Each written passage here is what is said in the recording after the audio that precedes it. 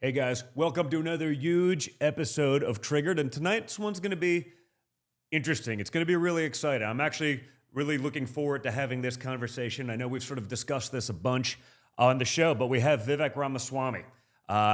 He ran an, sort of out of nowhere campaign in a strong race that I think really surpassed most expectations for people out there. So much of the stuff we've talked about on the show is like, hey, I really like what he's saying, but where's the history? Where was the past? And so you guys have been asking a lot of questions about him. So I want to give him the chance to answer all of those. But like I said, I think he exceeded most people's expectations. Winning almost 8%, having never done that before. It was really interesting. And I think he was saying a lot of the right things. And he's bringing in really a lot of fresh energy, first-time voters into the America First movement. I think he was also way ahead of the curve on things like DEI. I know one of the questions we asked is like, hey, do you trust him? Where'd he go? I didn't know where he was in 16, politically, all these things, but he was out there combating a lot of the nonsense in corporate America. I mean, his book, Woke Inc., was out, 4 or 5 years ago.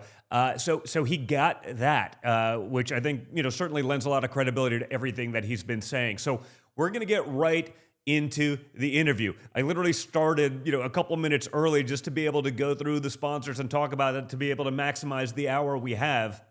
There's a lot to talk about. So make sure you guys are also linking, sharing, subscribing, passing it along to your friends so that you never miss an episode. And don't forget, guys, you can also find the episodes on Spotify and Apple Podcasts after they air here on Rumble. And also, guys, we can't forget our incredible sponsors. So make sure you're also supporting these kinds of business. Part of what we're doing here is not just voting in elections, but voting with our wallets. Make sure to check out The Wellness Company, who's a leading provider in emergency medical kits. Like we saw with COVID, supply chain chaos, lockdowns, Fauci failures, it sort of never seems to end. It can make it hard to get the medicine you and your family need in a time of crisis. And with the Wellness Company's emergency kit, you're empowered to take control of your health. The kit includes 8 life-saving medications, including amoxicillin, the Z-Pak, and ivermectin, etc., to help keep on hand, along with a guidebook for safe and easy use. So from tick bites to extreme public health outbreaks, every scenario is covered. Avoid the high costs, avoid the hospital wait lines. Take control of you and your family's health needs. Go to twc.health/triggered. twc.health/triggered for a 15% discount on the emergency medical kit. Again, TWC, like the Wellness Company, .health/triggered. And guys, don't forget about Patriot Mobile. These guys have been leading the charge, combating anti-woke nonsense. They've been donating to conservative causes since they started. They are America's only Christian conservative wireless provider. And I always say, we just got to keep supporting the companies who support you as opposed to the woke companies who hate our guts. And there's a lot of that in telecom. I have a feeling, folks, if you're watching a podcast, you probably have a cell phone. So have a cell phone with Patriot Mobile where you're putting America first with every call while getting the same nationwide coverage as the major carriers. You can keep your phone, you can keep your number. So really nothing changes other than you're not giving your hard-earned dollars to the companies that hate you. So the transition is quick, easy. You keep your phone, you keep your number, and Patriot Mobile provides you dependable wireless service at an affordable price, putting your dollars into action and supporting freedom-loving American values. They literally donate a portion of every dollar to support groups that fight for the First Amendment, the right to keep and bear arms, the sanctity of life, and protecting our brave police and first responders. So for free activation, go to patriotmobile.com/triggered. Just like the show, patriotmobile.com/triggered. Vote with your wallet. Send a message to the companies who have been taking your hard-earned dollars for far too long and weaponizing them against you and literally everything that you believe in. So with that, we're going to go right to Vivek. And afterwards, I'm going to stick around and answer a bunch of your questions and all of that. But I'm really looking forward to this one because you really had what I think is a breakout star, someone who handled the media very well, threw their crap back in their face. So with that, joining us now, Vivek Ramaswamy. How's it going, buddy? How you doing, man? I'm doing great. I'm doing great. I mean, it's been an interesting week. I think you actually did some amazing stuff. I mean, coming out of sort of nowhere from the political spectrum, taking 8% in Iowa. Understanding that given everything that was going on, that was the path for America First was then to endorse Donald Trump. But I think you brought a lot of new energy to the game, really, which was kind of awesome. Tell me what you felt, what it was like for you doing all that. Thank you, man. I appreciate it. I'm still processing a lot of it. I'm proud of what we accomplished. Actually, the funniest part is if you look at second choice, to your father, who people have voted for actually would have been it was a very different story, but I think it's the right person carrying this forward from here. The people have spoken, and so I'm at peace with that element of it. For me, it was really different. I mean, in my background, you and I haven't really spoken at any length before, but my background was from a very different world than this world of politics. Me too. I started, yes, it makes a couple of us. I've started a number of different companies. Most of them have gone on to be successful. I have raised two sons with my wife, Apoorva, here in Ohio. We were living our merry life. She's a surgeon at Ohio State. And, I think that I felt called about a year and a half ago, a little less than a year and a half ago, last December before last year, to step up and do my part to revive this country. And I saw that red wave that never came. I felt like this party was lacking of vision, and that you had a lot of people who for a long time had been pointing to the other side and making clever trolling was, I think, part of what we had become as a party, rather than offering an alternative vision of our own. And I felt like I had a vision to offer. I had stepped down from my job as a biotech CEO years before. I wrote several books, and you'll know this well too from your experience, I'm sure. Yeah. The process of writing forces you to really examine who you are and what your beliefs are, actually. Like, not just what you say as a quip, but what do you actually believe? And I wrote 3 books in those 2 years. And as I often say, I still believe about 95% of what's in the first one. And you evolve your own thoughts over those years, especially when you've been steeped in the world of business, but have opened your eyes to, BLM, for example. After the George Floyd deaths, there was a demand that I make a statement as a biotech CEO, which I refused to do. And that set me on this new trajectory that ultimately landed in this presidential race that I'm still, frankly, it was a whirlwind. I did not expect necessarily to be getting out that night, but when the results came in, I felt I make my most important decisions I make instinctually. And my instinct that night was that was the right decision. And I'm proud of looking back at the last year of what we accomplished in the meantime. Yeah, so a lot of the commentary I've gotten, as I told you when we spoke the other day, I was like, hey, listen, I like a lot of what he's saying. I love a lot of how he handles the media, that he throws back the facts. He's not afraid. So many on our party, we kowtow around reality because they don't want to hear it, but it doesn't mean it's not the truth. I think maybe we come from a similar background. I wasn't biotech, but I was a real estate guy. So I came from business and I got sort of thrust into politics. Started writing the books. That you're right. It is a great way of sort of reflecting on what's going on and the stories from the trail, and meeting, real Americans who are affected by these disastrous policies, not just from the left or those in charge, but also, again, from sort of the weak people on the right. So, I get where you're coming from on so many of these things. And again, for us, it would have been much easier in life to just be politically agnostic or support the Democrats. There's no consequence to that. But you did start seeing it in business. You wrote a book a couple of years ago with Woke Inc. You started seeing how it was infecting business. You probably experienced that as a CEO, certainly in biotech. That's, definitely, let's just say not just left-leaning, but left, like, fallen over already. How did that evolution get you to start, writing about it, calling it out? Because again, like there's a consequence of being a vocal conservative in business, calling out even just the wokeness within corporate America, started doing that. And did that change a lot of your views, as it related to politics beyond just sort of the woke virus? It did. Yeah, that was sort of where I started my entry ramp into this world that we're in. So I had, overseen the development of a number of medicines. 5 of them are FDA-approved products today. We could have developed every one of them, by the way, for a tiny fraction of the cost if the FDA had not been as onerous because of pharma lobbying, but that's a story for another day. But anyway, I was overseeing the development of medicines. One of them is a life-saving therapy in kids. One day, George Floyd dies, and then suddenly there's a demand that every CEO, tech CEO, biotech CEO, et cetera, make a statement on behalf of BLM, make some donations, and I refused to do it. And there was turns out, tremendous social and even business cost associated with that. A number of advisors to the company resigned. And I said, you know what? I've got a choice to face. I've built a multi-billion-dollar company from scratch. Thankfully, the company, it would have been a lot tougher, Don, if it were at a place where, say it were even 4 or 5 years into the journey where the company could not have stood on its own feet without me. Yeah. But this was 7 years in. The company was a multi-billion-dollar business. I have a successor lined up. Just the year before, the company had achieved some major milestones that allowed this to stand on its own feet.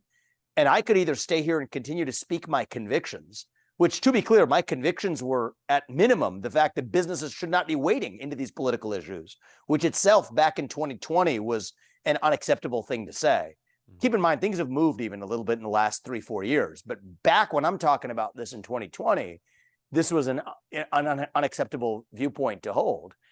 And so, yes, challenging that orthodoxy, saying that in my personal views, I couldn't fathom what BLM was standing for. But regardless of what my personal views were, I don't think that this was a job of a biotech CEO to be weighing into complex issues of race and conflict in America. I ended up having to face a choice. Either I could bend the knee and do what every other tech CEO was doing, most of whom didn't mean it, by the way. It's not like a lot of these people at the top of these food chains are lefties. They 100%. They're agnostic. They could care less, actually. Yeah. And so for me, it would have been the easy thing to do to say, all right, I don't really believe this stuff, but let's just check the box and move on, versus asking the question of what's the point of accumulating all this money and achieving the American dream if you can't even speak your own mind freely. And so I ended up stepping aside from my job as a biotech CEO, put the CFO in the CEO role, and said, I'm going to speak openly about this. And that led me to write Woke Inc. And that led to the next book, led to the next book after that. I started a company, by the way, which you might be familiar with, Don. I don't know. Are you familiar with Strive, actually? Yeah, which is the I am. next company I started? Yeah. I am. So I started Strive in part. That's what I thought I was going to do. I wasn't going to be an author for the long run. I'm an entrepreneur at heart, but it took a couple of years to locate where my convictions and passions were. And then I thought I landed on my destination, which was driving change through the market. Mm-hmm. And so I started this company called Strive to compete with BlackRock and State Street and Vanguard. They were sort of the invisible hand guiding a lot of companies, including biotech companies and tech companies, to behave the way they are. You'll be familiar with this. I assume your audience will have some familiarity with it as well, of using retirement money. So pension funds, 401k accounts. Probably most of the money of people who are watching us speak right now don't know that their money is indirectly being managed by one of these firms: BlackRock, State Street, Vanguard, Invesco, others like them. Pushing that DEI agenda and all the other nonsense. I mean, yeah.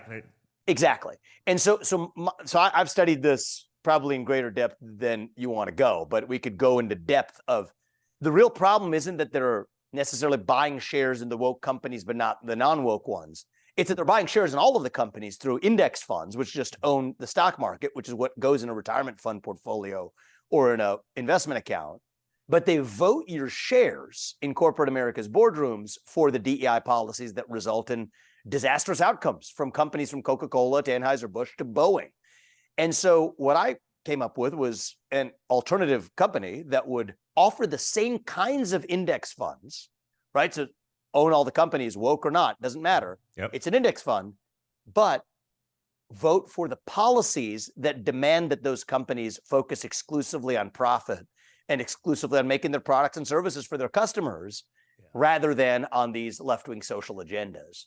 And because so there's no way they're actually acting as fiduciaries. And I mean, it's something I've thought about is why don't more shareholders, even small shareholders at Disney and these other companies, actually sue, knowing that the decisions are not actually maximizing sort of their profitability, their fiduciary responsibility in there.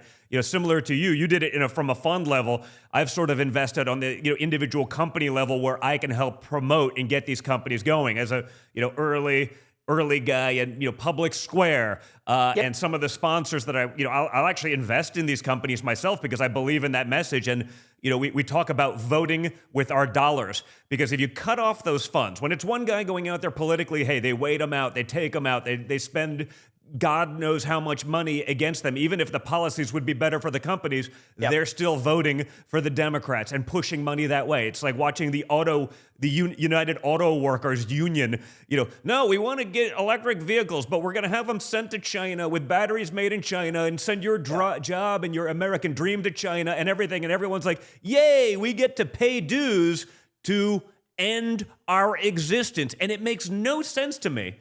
And yet it goes on daily. So let's just double click into this then, because I think that this actually is worth delving into the plumbing of this a little bit. Mm-hmm. So I mean, the funny thing is about running for office, I mean, the questions you'll get. So then people will say, oh, well, but you started Strive, and Strive owns shares in some of those woke companies. Yep. Is that, Vivek, really, and the things you'll hear in a campaign, man. Oh, it's trust me. It's that's a whole separate, we could have this discussion, and people should be skeptical, but people who have the right emotions need to understand how they're actually being duped to understand what the heck is going on. So while it's cool to have, new companies in the new economy, most of the largest companies in the world are all behaving in the same way. And you need to actually have market exposure to those companies. Yeah. But the problem is the way that your own shares are voted, right? So when you're saying vote with your dollars, it's one thing to shop as a customer of, I don't know, Under Armour over Nike or something. It's another, literally all of the investment fund money you have invested in your pension fund or your 401k account. Literally, you get to vote as a shareholder for policies. Do you want to vote for Chevron to adopt a Scope 3 emissions plan? I don't think so. You want Chevron to vote for maximizing profit. Do you want Apple to vote for racial equity audits? And these are specific examples at specific companies where Apple adopted racial equity audits. It's because BlackRock and State Street and a bunch of asset managers voted for it. No, you don't want that, because then you get suboptimal products and suboptimal engineers. Or do you actually want them to focus on what maximizes value?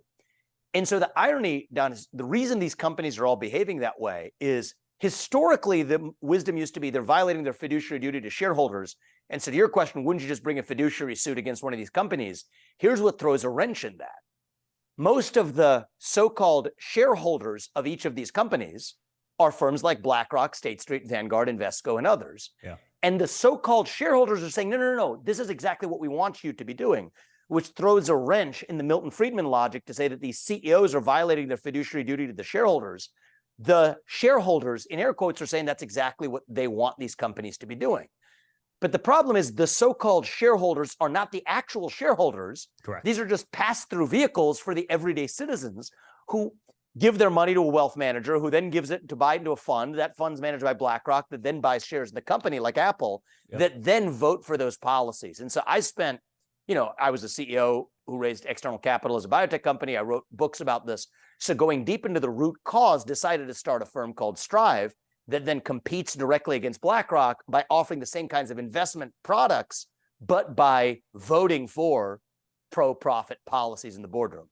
Then the question, though, begs the question of why is BlackRock doing this, right? So why is it in BlackRock's interest to vote for these environmental and social agendas in Apple's or Chevron's boardroom? And the answer then comes back to government, because BlackRock, most of their money that they manage is actually handed to them not by individual clients directly, but by government actors, particularly state pension funds, like CalPERS or like the state of New York. The teachers unions, so they're a bunch of leftists, so they're okay suboptimally investing your retirement funds. But with their inflation and all of this stuff, what you think you can be able to afford in time will not be there. It's why Nikki Haley's flip-flopping so much on the retirement age, because they realize that's not going to be there if these policies continue, because you are not going to get the returns that you'd otherwise be able to get if people were just acting as rational actors. That's right. And so it's not the invisible hand of the market, it's the invisible fist of government that was guiding this, which all roads lead back to, I think, taking on the mother of all bureaucracies, which is the bureaucracy in the deep state and the federal government. And so anyway, it was that journey that led me. And I took on Big Pharma. That was my biotech company. It was actually about developing drugs that pharma refused to develop. Why? Because pharma behaves in the shadow of the FDA, which they've captured.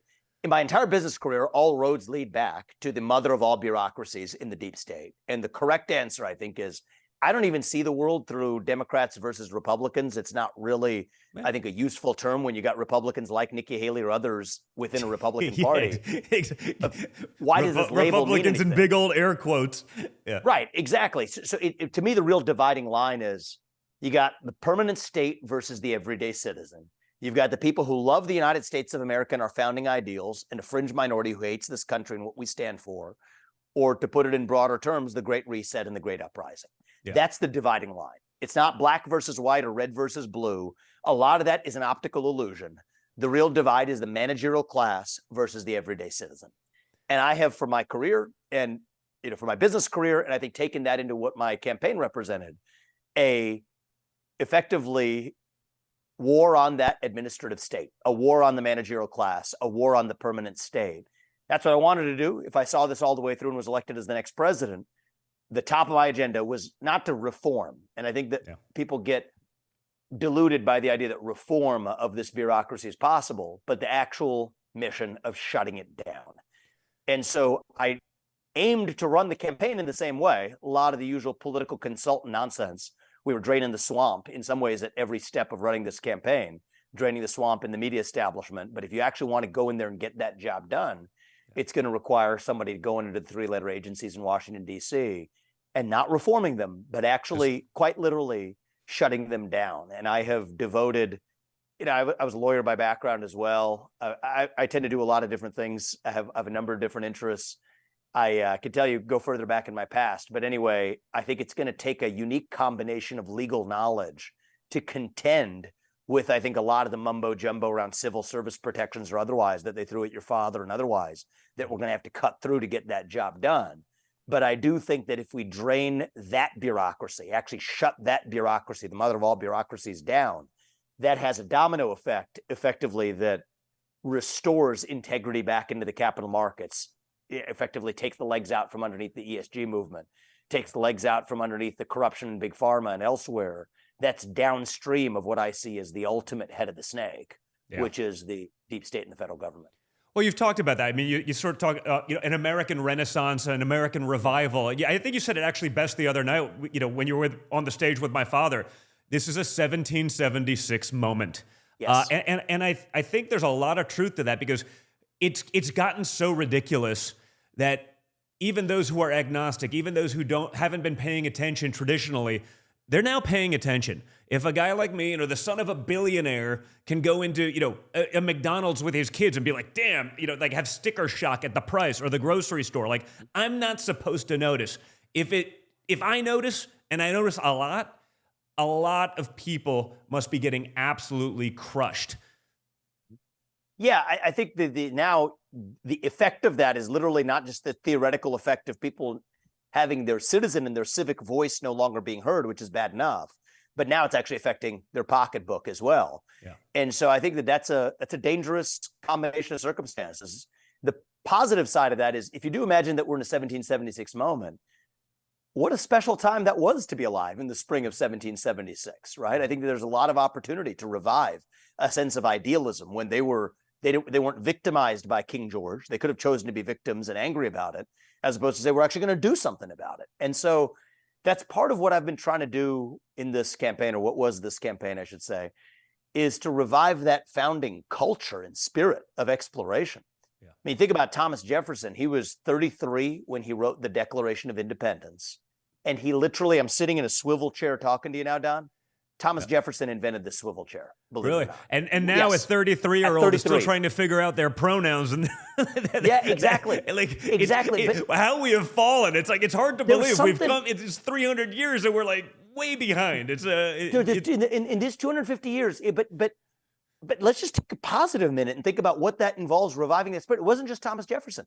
Benjamin Franklin invented the Franklin stove, a lightning rod on top of the home, a remedy to the common cold, the bifocal spectacle. This is also one of the signers of the Declaration of Independence. Yeah. Robert Livingston, I don't know who the ambassador to France was under Trump 1 administration, but not to throw whoever that was under the bus, but Robert Livingston was an ambassador to France, and he was inventing one of the components to the steamship that eventually ended up being one of the great inventions of a century. while also being one of the signers of the Declaration of Independence. These were the types of people who were our founding fathers, right? Well, but now they're being erased as well because of course, they were slave Jefferson owners. had slaves. I mean, we must end all of that. It started off, hey, well, that's a Confederate general, so we got to delete that. But you knew it was never going to end there because it never ends there. And that's what people fail to recognize. You try to capitulate a little bit. You mentioned earlier sort of the corporate donations to BLM and the black squares. Like some of the literally most basic, boring, I saw a lot of it, white women that if their kids showed up with something, a minority or an African-American home, they'd be going back to their friends like, oh my God, I can't believe, they're posting BLM black squares. I'm like, listen, like everyone knows you're full of shit. Like, stop. And yet, they did it because the social pressure to not do it was, or the social credit for doing it. Either way, whichever way you want to look at it, was either beneficial or not to them. For their very basic circles. The irony on that, Don, is back in our founding era, John Adams actually was not a slaveholder. He was somebody who was a principled abolitionist. He was the second president of the United States. People don't talk about it very much. Mm-hmm. But the people who are today putting their little black square on their Instagram account and have a nice little BLM fist or whatever, and the yard signs that read how they're against racism, are like the equivalent of the people back then who would have been unthinking slaveholders at the time, actually. They would not have been the John Adams figures of their day. Yeah. They would have just been the people conforming to the culture of their time. And so, to me, one of my missions in life is to challenge people and to wake people up out of the orthodoxies they've been lulled into. I think most people innately have both in them a lion and a sheep. No one is 100% one of those things. But I think right now we live in a moment in our culture, and I think we have for a good part of the last decade, where the sheep inside most of us has actually been what's guided the way we've behaved. We become a nation of sheep. And a nation of sheep is what breeds a government of wolves. And so in the way I'm running my businesses or my campaign or anything else, it's to wake up that inner animal spirit that I think right now has been domesticated and tamed into submission. But when I say it's a 1776 moment, yes, I want to revive the ideals of the Constitution. And yes, I think that we're going to have to step up and actually each do our part to revive those ideals. But part of that's awakening the guy who invented the swivel chair or the lightning rod or the steamship, while also signing a Declaration of Independence from a monarch who said that, I know what's best for you, and you guys can't be trusted to self-govern, to tell King George or some person in the back of a 3-letter government agency or Larry Fink or whoever else, thank you very much for your benevolence, but we don't need that because we're going to self-govern, and we the people determine how we're going to fight racial injustice or climate change or whatever else, because that's what the United States of America was founded on. That's why I think we live in an American revolutionary moment.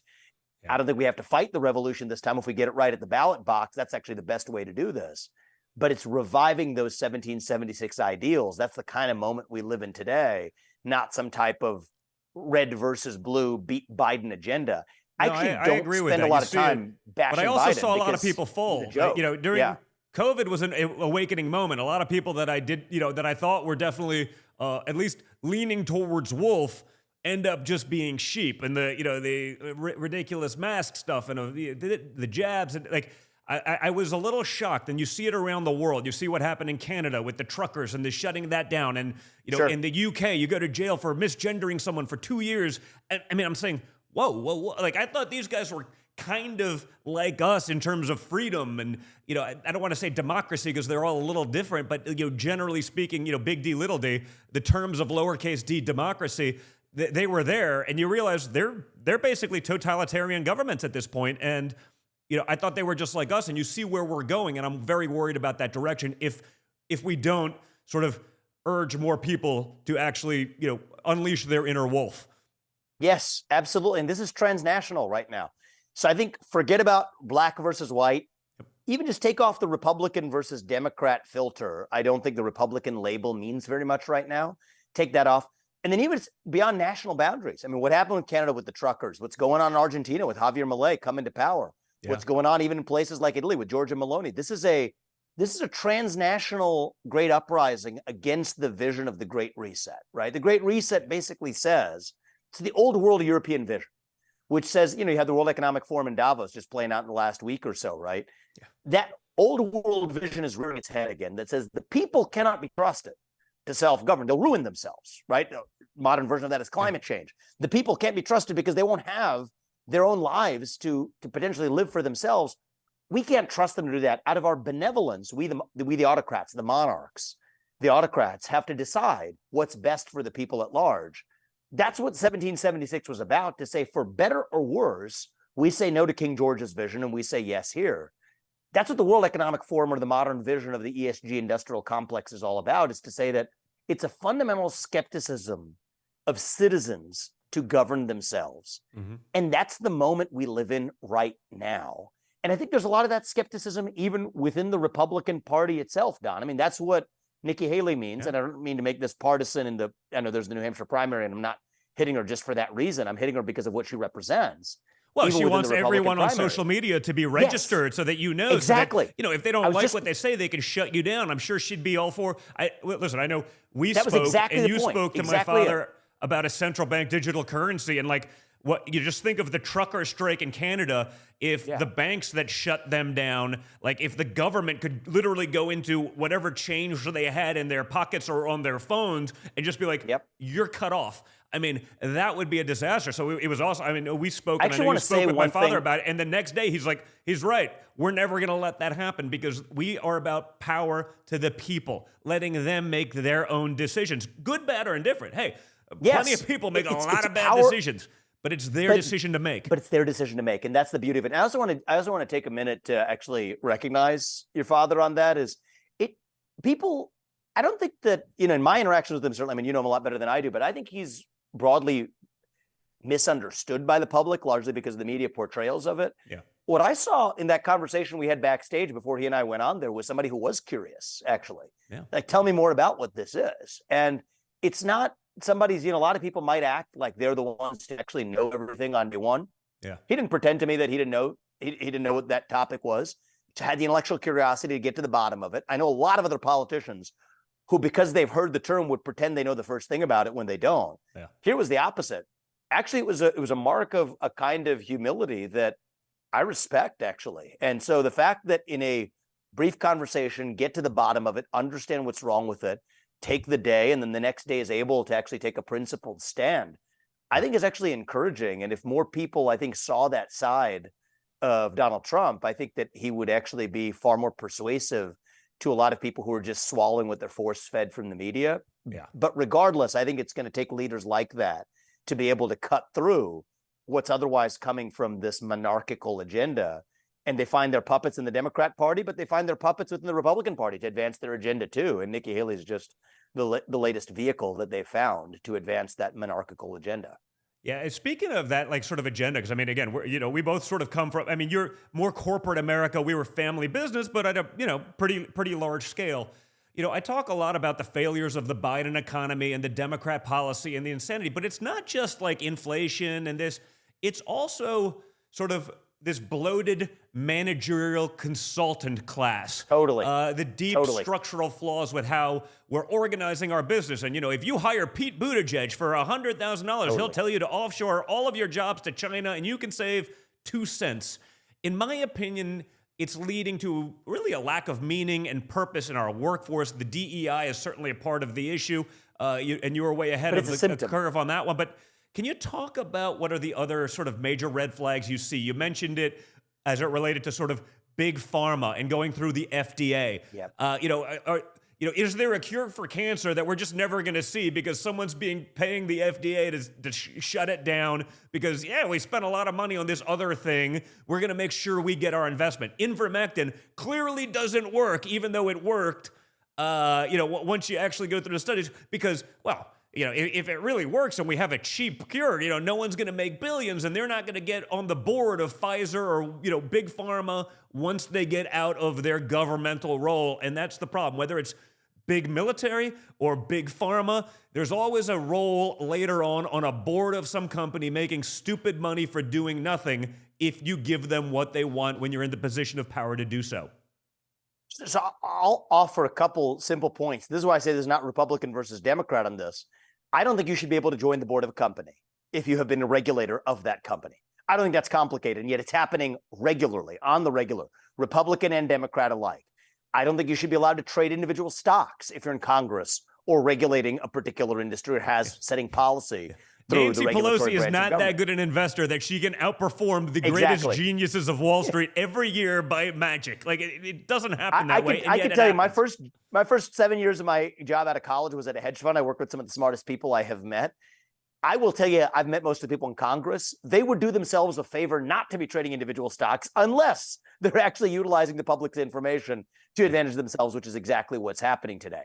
But I think basic anti-corruption measures make absolute sense in the world. As it relates to the FDA, I'm a medical choice absolutist. If you want to take something, just because the FDA has not approved it, as long as you're fully informed and have informed consent, you should be allowed to take a potential life-saving therapy on the basis of what you know about that rather than the FDA. Well, my father did that with Right to Try, right? I mean, it seems so obvious. Like, you're about to drop dead in 7 minutes. We have something that seems promising, but we're not going to let you take it because the FDA. I'm like, wait a minute. Like, the amount of lives it saved and the amount of research it moved forward. It's funny. So your father was right about Right to Try. I just want to kind of zoom in here a layer deeper, just because I was in the industry, so you sort of see what happens. Here's the deal with the FDA. All right. So they hated the fact, they completely detested the fact that Right to Try became a thing. Right. So that's where you get a President Trump. He has a right vision, tries to get this passed into the law, and there's Right to Try. There's effectively an unspoken rule in the industry that that if you as a company made your therapy available through Right to Try, which sidestepped the FDA, and I haven't talked about this before, but this is actually a really classic example of the managerial class. The FDA will despise you as a company for it, so much so that any other drug that you're pushing through the FDA, they're going to blackball you. And so there's an old expression in the pharmaceutical industry. It goes, FDA never forgets, right? So the idea of actually utilizing Right to Try is totally unthinkable, even though that's the law of the land, because we, the people, said that's what we wanted, voted for president, voted for congressman who passed that.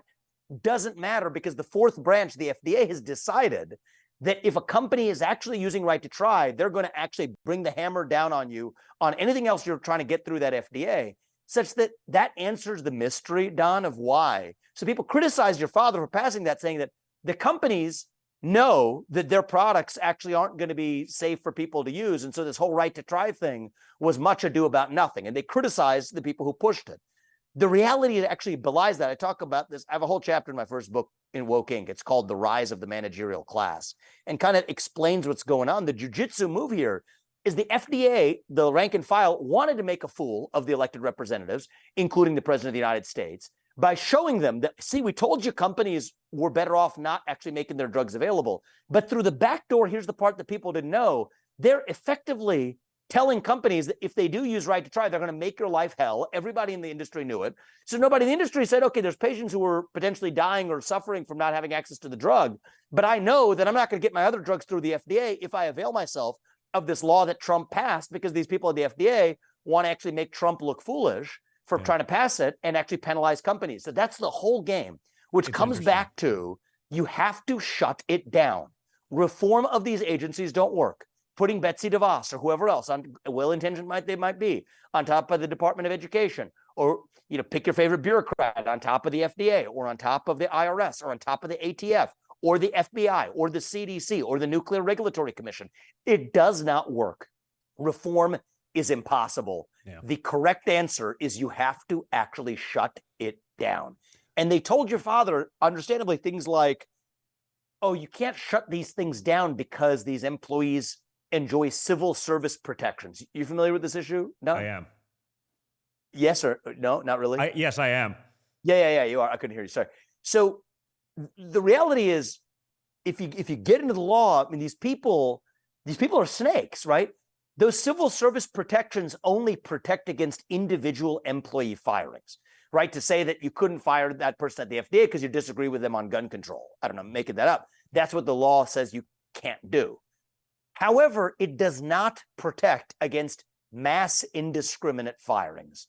And mass firings are absolutely what we need to bring to that DC bureaucracy. So the top plank of my presidential platform was a 75% mass headcount reduction across the federal bureaucracy purposefully, indiscriminately, not that you're going to get the bad ones out. You can bring the chisel out after you get the first 75% out. But 75% mass firing across the board. It's kind of like what Elon did to Twitter. The darn thing will work better the next day if you actually clean house. Only about 25% of the people, actually, it's arguably less than that, but generously, 25% of the people are all you need there in the first place. That is how you drain the swamp. Yeah. Now, are they going to sue us? Yes, they will. But your father actually did excellent job with the Supreme Court justices. 6 out of the 9 Supreme Court justices agree with everything that I'm telling you. That's what a president actually can do. Yeah. That's what it's actually going to take. So even passing good laws like right to try, and there's the equivalent in the energy sector and the EPA. I mean, every one of these agencies is the same old story. Yeah. The good laws alone aren't going to change it if that rot still survives. And so that's what I'm passionate about. And it reminds me sort of Fauci, right? I always use the example of Fauci. He was never the best doctor. Absolutely. He probably wasn't even a journeyman doctor, but he was a better bureaucrat. So anyone who stood in his way, he'd steamroll him, he'd screw him over, they'd make sure they'd never work again.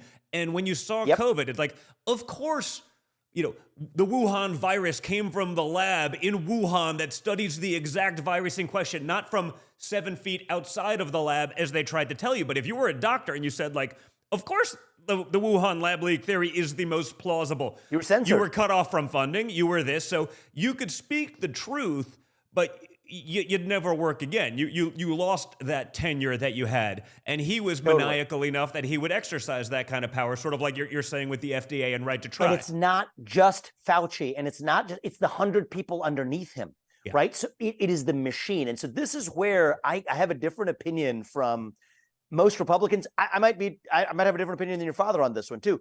You can't do it by just firing Christopher Wray at the FBI. Or 100% right. Yeah. You have to break the apparatus. You have to shut it down. It's the only option. Now, there's always 2 risks, right? Do you not cut enough fat, in which case, you haven't cut enough, or do you cut too much that you take the risk of cutting muscle? I would take that risk over the risk of not cutting enough. Because if you have an 8-headed hydra and you cut off one of the heads, it grows right back. You have to gut it at its core. And absent that, no amount of reform is going to actually make that difference. And so that's why I was so passionate, animated, even running in a race against a man who I immensely admire, which I think I made abundantly clear over the course of the race, if you were watching. I respected Donald Trump immensely for his contributions to this country. I think it takes a businessman. He did something that nobody had ever else done. Yeah. The expression I used in the campaign trail was he rolled that log over and we saw what crawled out of that swamp, 100%. Which I respected. But the contrast I was drawing from your father is I want to come in and bring the pesticide now, right? There's a role for the guy to expose it. I like that role. It's clear you've done the research. You understand where these things are. You understand who those things are. And you're right. It's not just Ray. I used to do the... often I'd be like, listen, we make a distinction between the door kickers and the bureaucrats at the top at the FBI. But like now I'm like, well, now you're arresting innocent people. You're breaking down their doors with machine guns. Like, when do you guys say enough is enough? Like, I've given you the hall pass for I'm just doing my job. But when you're doing your job, knowingly infringing on rights, when you're entrapping, some meth head to try to pretend there was a plot to assassinate and kidnap the governor of Michigan, like, it's all a lie. Like, when are you culpable? When do you lose the hall pass I gave you for you just doing your job, because you're no longer just doing your job? So the next time I have a conversation with your father again, because I've been impressed by how receptive he has actually been to reasoned analysis and argument, I'm going to actually talk to him about the FBI, because, I know there was, he's talking about the new building. What are they going to do? Let's actually just get to the math of this. There's 35,000 employees at the FBI. Okay. 20,000 of them are the back office bureaucrats in the J. Edgar Hoover building and the other back office functions throughout the federal government. That's where the rot comes from. So firing Christopher Wray and giving him a new building, that's not going to get the job done. We have to shut it down. The 15,000 people who are the frontline cops, most of them are just following directives. Yeah. Don, I'd say let's move them to the U.S. Marshals or to the DEA, flawed as the DEA is, or to the Financial Crimes Enforcement Network at the U.S. Treasury that goes after the SBFs of the world. So just take the line soldiers, and even if you move them to some of the agencies that have been corrupted, but for the J. Edgar Hoover building at the FBI, the institution itself, what I called the failed Bureau of Investigation, the 20,000 back office bureaucrats at the FBI, we have to be willing to do the hard thing. and actually shut it down. Will they try to blackball you? I mean, I wouldn't put it past these people anymore. I mean, we'll leave it at that. But they will stop at nothing. Let's just say to sort of engineer the artificial, kind of like what I told you about the FDA, right? They effectively threaten the companies through the back door to say, dare you use this right to try law that Donald Trump passed? Yeah. We're going to blackball you on everything else. The FBI version of that is probably far more insidious. Yeah, well, you saw what they did to the whistleblowers, right? The whistleblowers, yes, exactly. If it was against Trump, backlash. That person was beyond reproach. How dare you, even if it's totally biased, even if it was ridiculous, even if it was proven true, it didn't matter. If you were a whistleblower against their insanity, you know, again, whether it was the Gretchen Whitmer plot, I mean, the January 6th pipe bomb, which magically was discovered by a plainclothes Capitol police officer. Two of them. That no for the one, DNC no and the RNC. To check. Unbelievable. It was almost like if they didn't get what they wanted out of January 6th, then they had another avenue that they could pursue to create the insurrection argument. But, we can't release the videos because there's 200 plus FBI agents in the, quote, first unarmed insurrection in the history of the world. We can't release it because we'd give up our officers. So they were there, they were in the room, and they didn't do anything to stop it? What's going on here? And what did you make of the whole pipe bomb case? Because that one's crazy to me. And Kamala was there the morning of at the DNC headquarters, which is actually the funniest and most bizarre piece of that twist, that security didn't get it, but later on they did it at the right time. So that's where that shoe is going to drop, I believe, as the details of the pipe bomb investigation come out. But I'm going to make a broader point here. Down, we've got to level up, man. And I think that as a movement, with the rigor that we're actually able to cut through the BS that they push our way, that was my purpose in this race. And I think that for our movement, we cannot just stop at sort of throwing our hands up in the air and just using the general expressions we've used. Mm-hmm. We have to get and level up with respect to the level of detail and rigor. Yep. I'm talking about the plan for shutting down the FBI. That's one example of it, or the FDA, or thinking about actually cutting through the specifics of which video footage was or was not released to understand that the same person, Stephen D'Antonio, who ran the Detroit field office of the FBI, which actually started with a plot to storm the Capitol in Michigan that became the Gretchen Whitmer kidnapping plot, pointing to the actual jury acquittals of multiple of those defendants on the ground of entrapment. That Detroit field office head was the very person who was then promoted by Christopher Wray to become the DC field office head months before January 6, 2021. Yep. But what I want to ask of our movement, and I'm going to do my part to do it, is we have to level up with the rigor that we're actually bringing to the table, or else we're going to be on the losing side of this. Can't just pass the laws, think we accomplished something, replace a figurehead on top, and call it a day. Yeah. We have to be willing to go in and gut the very existence of that bureaucracy on legally rigorous footing at every step of the way, to say that, you know what, if you're going to sue us, that's fine. We're going to take it to the Supreme Court and win. That's what it's going to take to drive change in this country. And that's what, frankly, motivated me in this. I'm speaking super candidly, but I felt like that level of rigor was missing. And our movement, we owe it to this movement to take this further. And so now I'm all in, and I'm going to help Donald Trump. I mean, people spoke loud and clear. This, ultimately, the beauty of our system is it's up to the people. Yeah. And so the people have spoken loud and clear. I'm all in to make sure that he's as successful as he can be. But I think that we have to do it by leveling up our own movement with respect to the rigor of going about it this time around.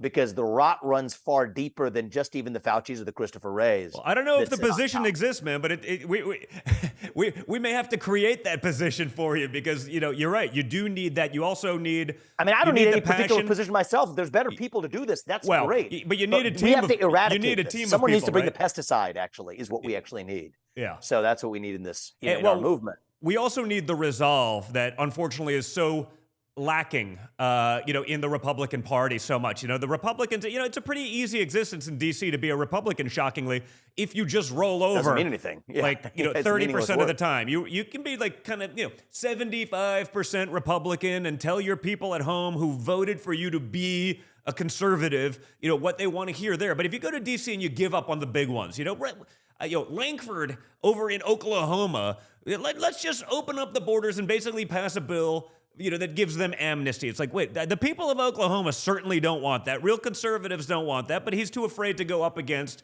the left. So he will give Chuck Schumer whatever they want. And I'd love to actually hear, your opinion, on the borders, because, like me, you're the son of immigrants. I know my mother was an immigrant, and some of the most patriotic people I know are actually immigrants who did it the right way. But the left, Yep. they love to frame sort of the open borders thing. It's compassion.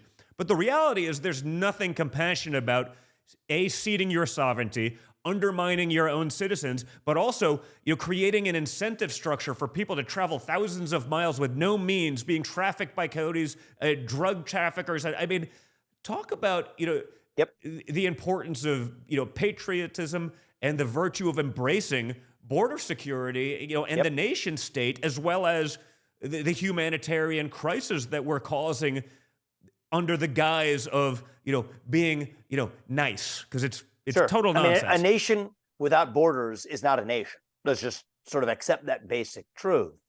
You want to address this border crisis? I'm just going to get to the punchline. Let me work south to north, okay? Mhm.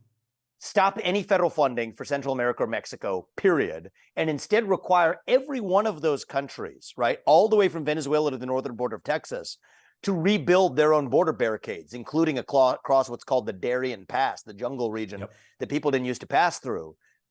Keep in mind that 80% of the people coming into our country from Mexico, over 80% of them did not start in Mexico. Yeah. So if every one of those countries saying we're done, cut off the foreign aid tomorrow and require that they build their own border barricades from Honduras, Nicaragua, Panama, every one of those countries all the way up, then you stop the flow. Now you come to our own southern border.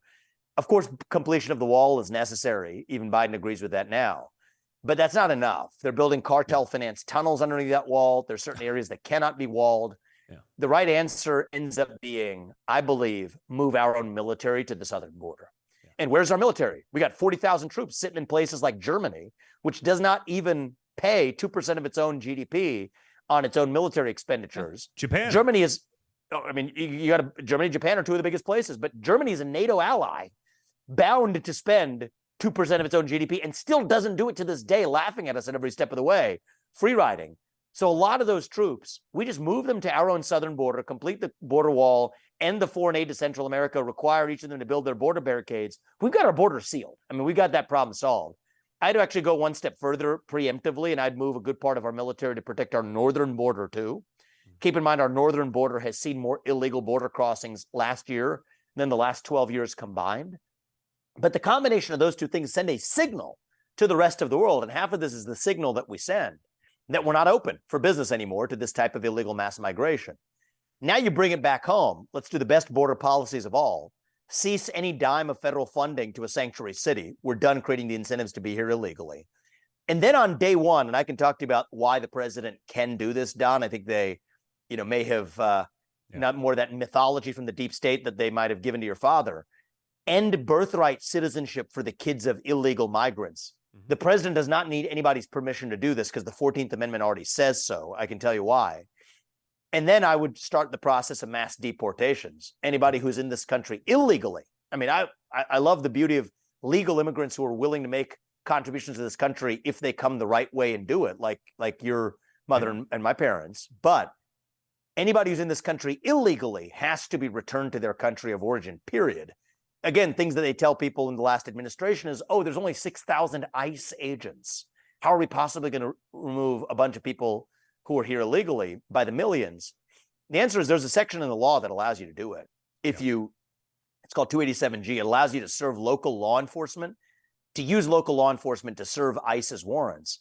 You then have 1 million local law enforcement. This ends up being a doable task, but it takes, I think, someone with the spine and the knowledge of the law to see that through, to deliver that mass removal. And then this birthright citizenship point I just want to make, because I think this is super important for people to understand. You're familiar with the issue of birthright citizenship, of course, that if you're born here, automatically conferred citizenship. They say that that's what the Constitution says. Here's my suggestion. Read the Constitution. The opening words of the 14th Amendment are clear. It says, all persons born or naturalized in the United States and subject to the jurisdiction thereof, those are the magic words, are citizens. Well, what do those words mean? If you're not subject to the jurisdiction of the United States, you don't enjoy birthright citizenship. Yep. So the kid of a Mexican diplomat, take that example. A kid of a Mexican diplomat is here. He's here legally, right? The Mexican diplomat is allowed to be in this country. If he has a kid in the United States, does that kid enjoy birthright citizenship?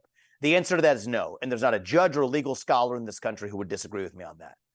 Well, if the kid of a Mexican diplomat who's here legally does not enjoy birthright citizenship, then neither does the kid of a Mexican or Venezuelan illegal migrant who's here enjoy birthright citizenship either.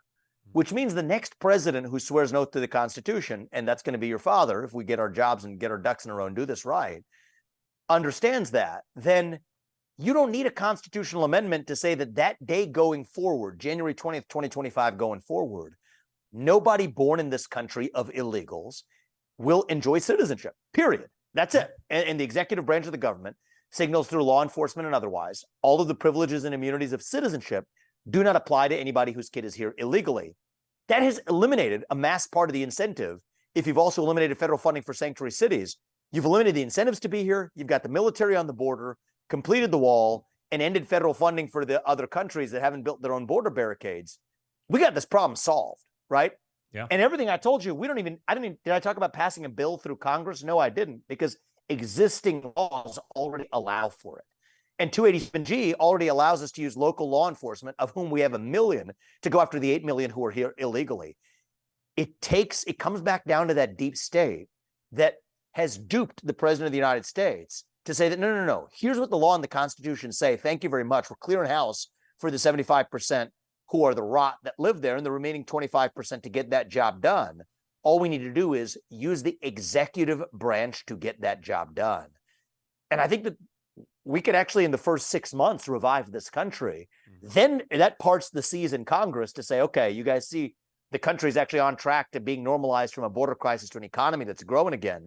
We're rescinding a lot of those unconstitutional regulations. That grows the economy. Great. Now let's talk about what we want to get done through Congress.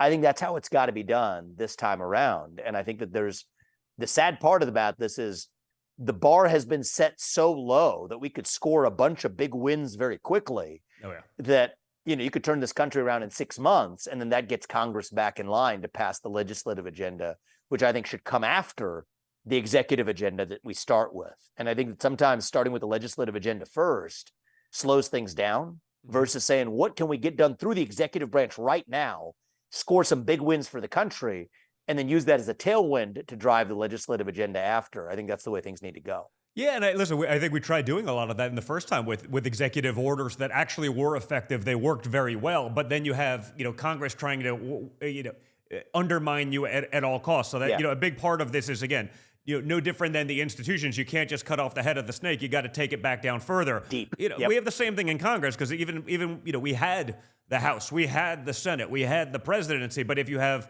weak congressmen that are more worried about being invited to the cool person holiday party and Christmas party in Washington, D.C. than they are delivering for their constituency or the beliefs of their party or their commander in chief, that rot applies across the board. It's not just within the institutions. Exactly. And so I think you just go one by one. I think that a lot of what I'm talking about, they're not there's executive orders that could be substitutes for policy, but the kind of executive actions I'm talking about are, if you're shutting down massive numbers of agencies, then Congress has to act to bring them back. The executive, in many cases, can shut them down, but to bring them back, the next president can't just bring it back with the stroke of a pen. And so that's the beauty of taking more of the shutdown approach. And so anyway, I think, as you can tell, I'm very biased towards that. I think we need to bring Javier Milei on steroids to the United States of America. Yep. And, I think that's what it's going to take to actually get this job done. And there's going to be all kinds of resistance. No doubt about it. But certainly, I think the next time, and maybe you'll have the conversation sooner than I do, and all the better if you do. Well, I think we all have a lot of conversations. I think we believe the same things, and and so does he, frankly. And I think he now sees. I know he does. He sees that. He sees the attacks. He sees the attacks on him, but the regular people of America, and how the full force and effect of our federal government has been weaponized. Really against 50% of the people, or at least certainly more so against the ones that are vocal. But I want to talk about that, because there is a lack of justice, it seems, these days, and maybe our most important virtue within our institutions is justice itself. Right? Without it, citizens lose complete faith in the integrity in government. And by the way, I think some of it's very intentional for government. They want to demoralize you. They want you to think your vote doesn't matter. They want you to sit at home and they'll tell you what's better for you. They're full of it. They've proven themselves to be wrong, but they've also proven themselves, in my mind, to be evil. What's in your vision the path to restoring credibility within the justice system? Yeah, so I think that it starts with a powerful move that's in the president's hands on day one, which is a series of, like, I think it's going to be a very long list of pardons. Mm-hmm. To say that anybody who was incorrectly prosecuted or persecuted because of their own political beliefs, just as it was wrong. In this country, it's happened because of skin color, Don. 160 years ago, that was the case, and it was wrong then. Yeah. Well, just as somebody should not be held to a different standard of the rule of law because of their skin color a century and a half ago, they shouldn't be held to a different standard of the rule of law because of their political belief either. And so if somebody else would not have been persecuted under the same circumstances, and we know that with hard evidence that they weren't, that puts somebody eligible for pardon. Take Douglas Mackey. Yep. Douglas Mackey and Christina Wong, she's a comedian, literally did the same thing in reverse, wasn't prosecuted but celebrated as a comedian. That's a classic case for a pardon on the grounds of political injustice. A peaceful January 6th protester versus BLM or Antifa that was treated a different way in that same year of 2020. And I think it's going to take for restoring justice. As you know, I've been a big advocate of this. I was an advocate of this with your father the other night, and I'm hopeful to see this translate. I think if he does this in New Hampshire, I think the people in New Hampshire would rally behind him, and I think it's the right decision to give a pardon to Julian Assange. I agree with you 100%. And honestly, 7 or 8 years ago, I wouldn't have. Before I saw what the government will do, because I know what they tried to doing to me, and certainly see what they're trying to do to my father. And there was a time I was like, no, he's a traitor. He gave up secret. And now I'm realizing, no. Like, our government has been lying to us. We have intelligence people that lied before Congress. And they not only do they not face any ramifications, they get contributing jobs at CNN to continue to lie to the American absolutely. people. They don't which lose is the fifth branch of government, really. They don't lose their intelligence access. I'm looking at the 51 people in the intelligence community. They don't lose their top secret clearance for lying to the American public that the Hunter Biden laptop wasn't real. They get a promotion. They get a promotion and added consulting gigs. So, and even on the Julian Assange thing, I mean, again, I want to be really rigorous about this, because the facts of it, I think, are worth noting. He was the journalist who published the documents that were leaked to him by the government. That's literally how Washington, D.C. works. I mean, it's like the Washington Post's business model, right? Yeah. But here's the dirty little secret in this, Don, is, again, because we're going to get assailed from the left or assailed from, I mean, for all I know, Julian Assange might have left-wing political beliefs. I don't know. Yeah. But here's what I will tell you, is the person who leaked the documents to him was Chelsea Manning, who did get pardoned by President Obama. So get this straight. The government official who leaked the documents to Julian Assange got a pardon. You want to know what the dirty little truth is about Chelsea Manning? Chelsea Manning is transgender. Yes, so that was the beginning of the, like I said, I say with the trans thing. That is the most privileged class in America today. Totally, if you are trans, you are literally, there's nothing you can do wrong. There's you will no get away higher with anything. rung in America than to be somebody who mistakes your gender for something different than your biological sex. But the funniest part about this is Chelsea Manning's transgender epiphany happened while Chelsea Manning was in prison, which tells me that Chelsea Manning is probably not transgender. Chelsea Manning is just probably highly intelligent, knowing that that would actually be how she would earn a pardon, with President Obama actually then giving that pardon to somebody who became transgender while in jail in need of a pardon, knowing that increased the likelihood of a pardon and was correct and actually got the pardon. While Julian Assange, the person who literally just published the documents, the journalist who never signed an oath of obligation to the government, is rotting in a foreign prison. That's two standards of justice. Trump or Biden, BLM or Antifa, Douglas Mackey or Christina Wong. I don't care. We don't have two standards of the rule of law. So the way I would do this, at least this time around, I'm not going to be the president, but in my mode of running for president, the way I would have done this is turn over everybody at, not only every U.S. attorney, not just the attorney general, every assistant U.S. attorney at the DOJ. Take the FBI, they work hand in glove with. Don't try to reform it to put a different Christopher Wray on top in a different building. No, shut it down. The 15,000 cops on the front lines, move them to the U.S. Marshals, to the DEA, to the Financial Crimes Enforcement Network. We got to you got to roll your sleeves up and be willing to bring not the chisel, but the chainsaw. That is what this is going to take, because otherwise it is an optical illusion. And in some ways, Don, it is worse when you have those Republicans in Congress or in DC that are going to do what the right thing is 70% of the time, but fail in the 30% that's the most important, because it creates the optical illusion as though we're doing something and placate the people into believing something that actually happened when it didn't. That's worse than somebody who's ideologically opposed to us, because at least then the people know. Here, it's the disguise of it that actually creates the farce and the veneer itself, which comes back to the right three words: shut it down. That's the only answer. We got to have the spine to actually see it through. And without that, any change is going to be an illusion rather than actually the belief that we got something done. There's just going to be placating the people whose feet they lick in convincing you that you did something without actually shutting the darn thing down, which is the only way we're going to restore one standard of the rule of law, is turn the whole thing over, not just tinkering around the figureheads. Yeah, listen, I'm 100% with you. And you see that. I mean, you see that with the Washington Post. You mentioned them, and they have their sort of intelligence leakers, but the leaks aren't actually real. It's just what the intelligence community wants out there. So when Assange actually publishes the real stuff, and again, given to him by someone, he's the one penalized. And then, listen, they did a little bit of, to him, it seems like what they tried to do to Trump. And all of it, magically, years later, he's a pretty famous guy, he was very popular, whatever it is, and magically, years later, he was accused of, misconduct by some women and this, and, that goes nowhere because it probably wasn't anything, because they do these things. I mean, I don't know specifically, but if I had to bet, I would say it's all made up. That's what I would say. Hey, listen, we deal with this too. I bet we're dealing with it this week. 30 years ago or so, I can't really remember, but then you get a New York judge that says, well, you can't show the Anderson Cooper videos or the times she's on Twitter and talking about rape being sexy, and like anyone with a brain realizes it's nonsense. But guess what? Like a jury in New York, even if there was a conservative on there, which there probably isn't, they see it. It's like, well, I'd never be able to leave my apartment again if I do this. So, there's nothing they won't weaponize, which is why you do have to shut it all down, because it's 100% accurate. And I'm worried right now that a lot of this is playing out through the Republican Party itself. And I was, vocal about this in the late stages of the race. And I know that it made even some people in your orbit uncomfortable for me speaking the truth. But I think we got to see it. I'm worried for this country, and I'm worried for your father. I'm worried for your family, and I'm worried for your country, our country, because look, the very people who are actually paying for those lawsuits against your father, who are they propping up? Actually, it's not Nikki even Joe Haley. Biden. It's not Gavin Newsom. It's Nikki Haley. And so that's why I think it is vital, Don, for the country that this race end on what day is Tuesday at the New Hampshire primary.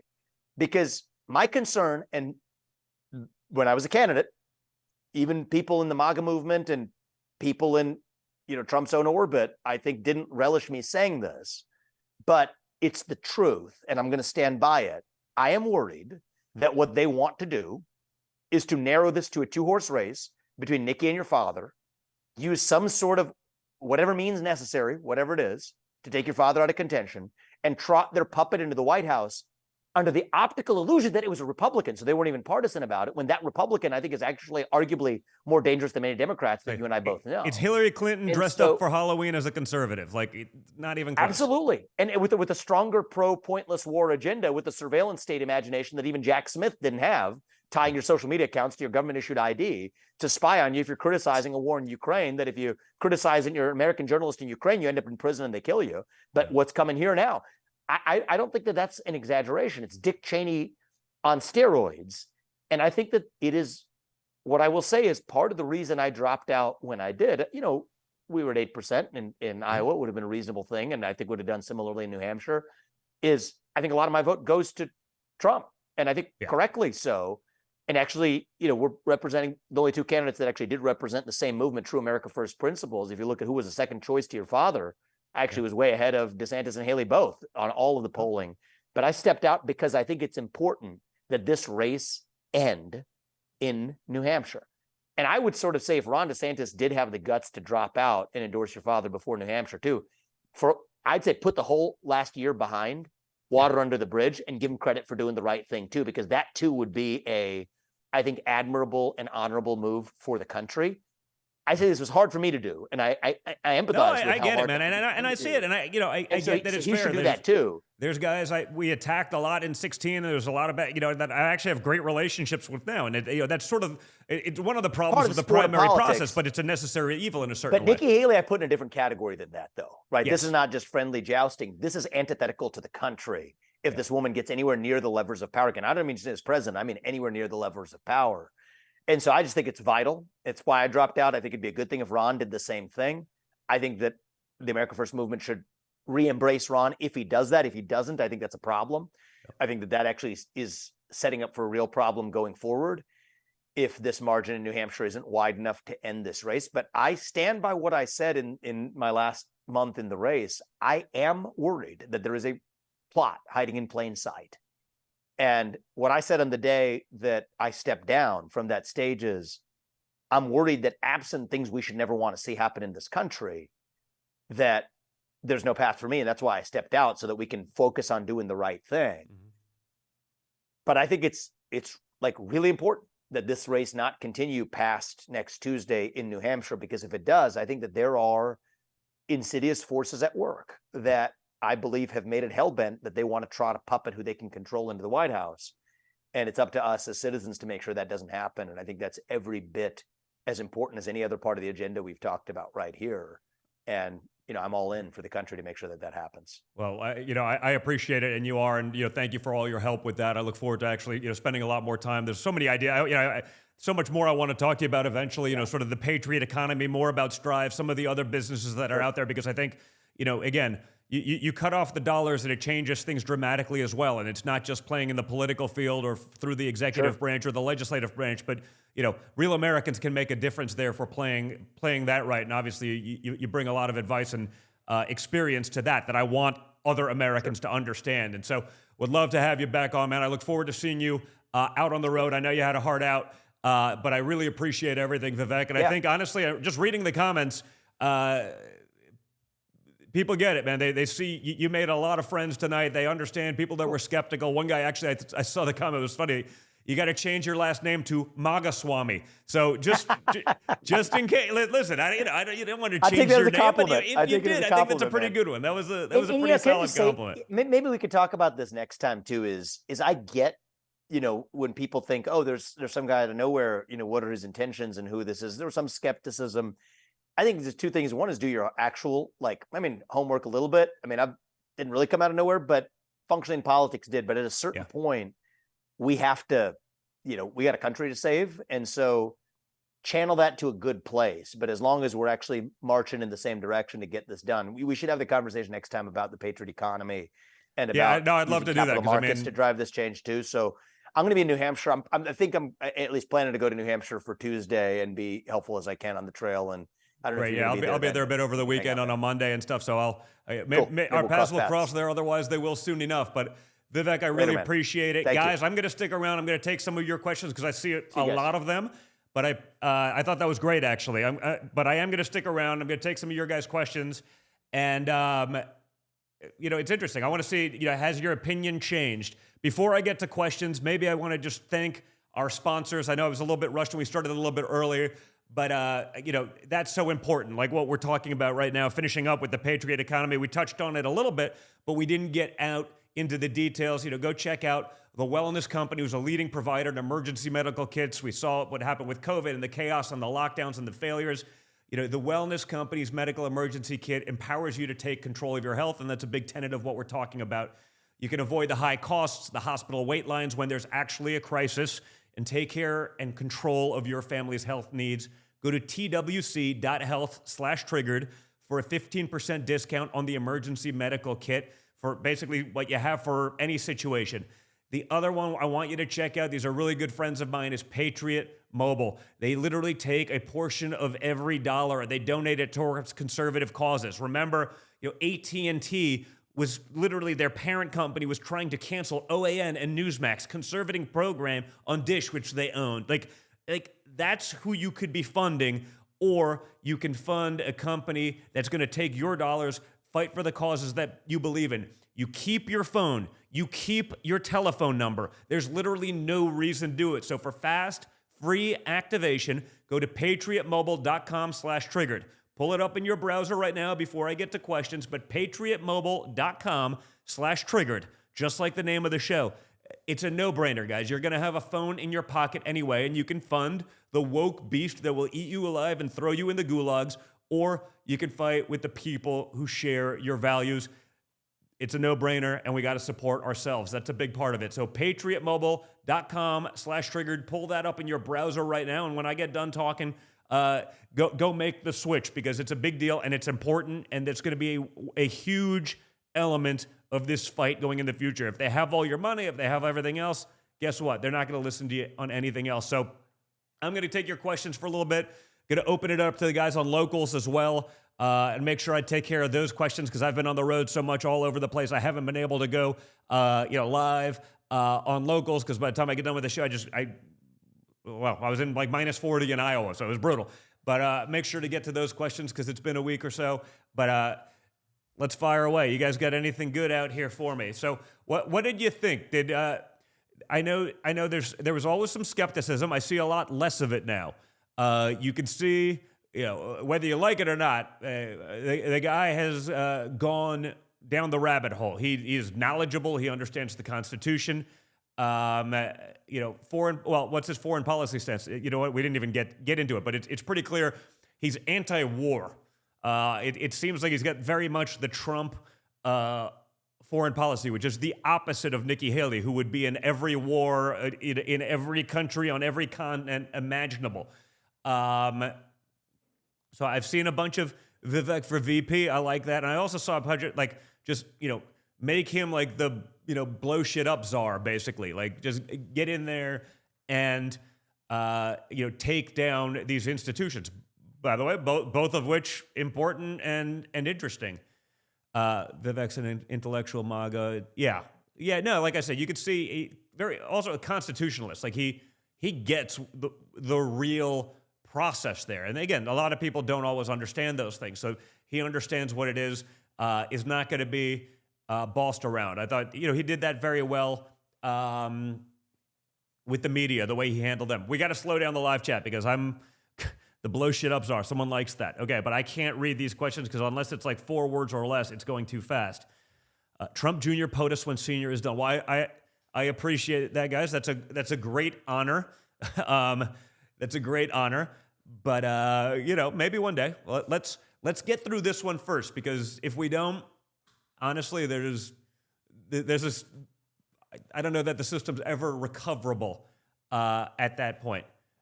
Do I really trust him? Okay, listen, it's a fair question. Honestly, I think I do. I mean, certainly more so than a lot of the other people that have been out there. I mean, certainly more than Nikki Haley. As you guys know, if you've been watching my show for some time, what I always said was, man, I love everything that he's actually saying.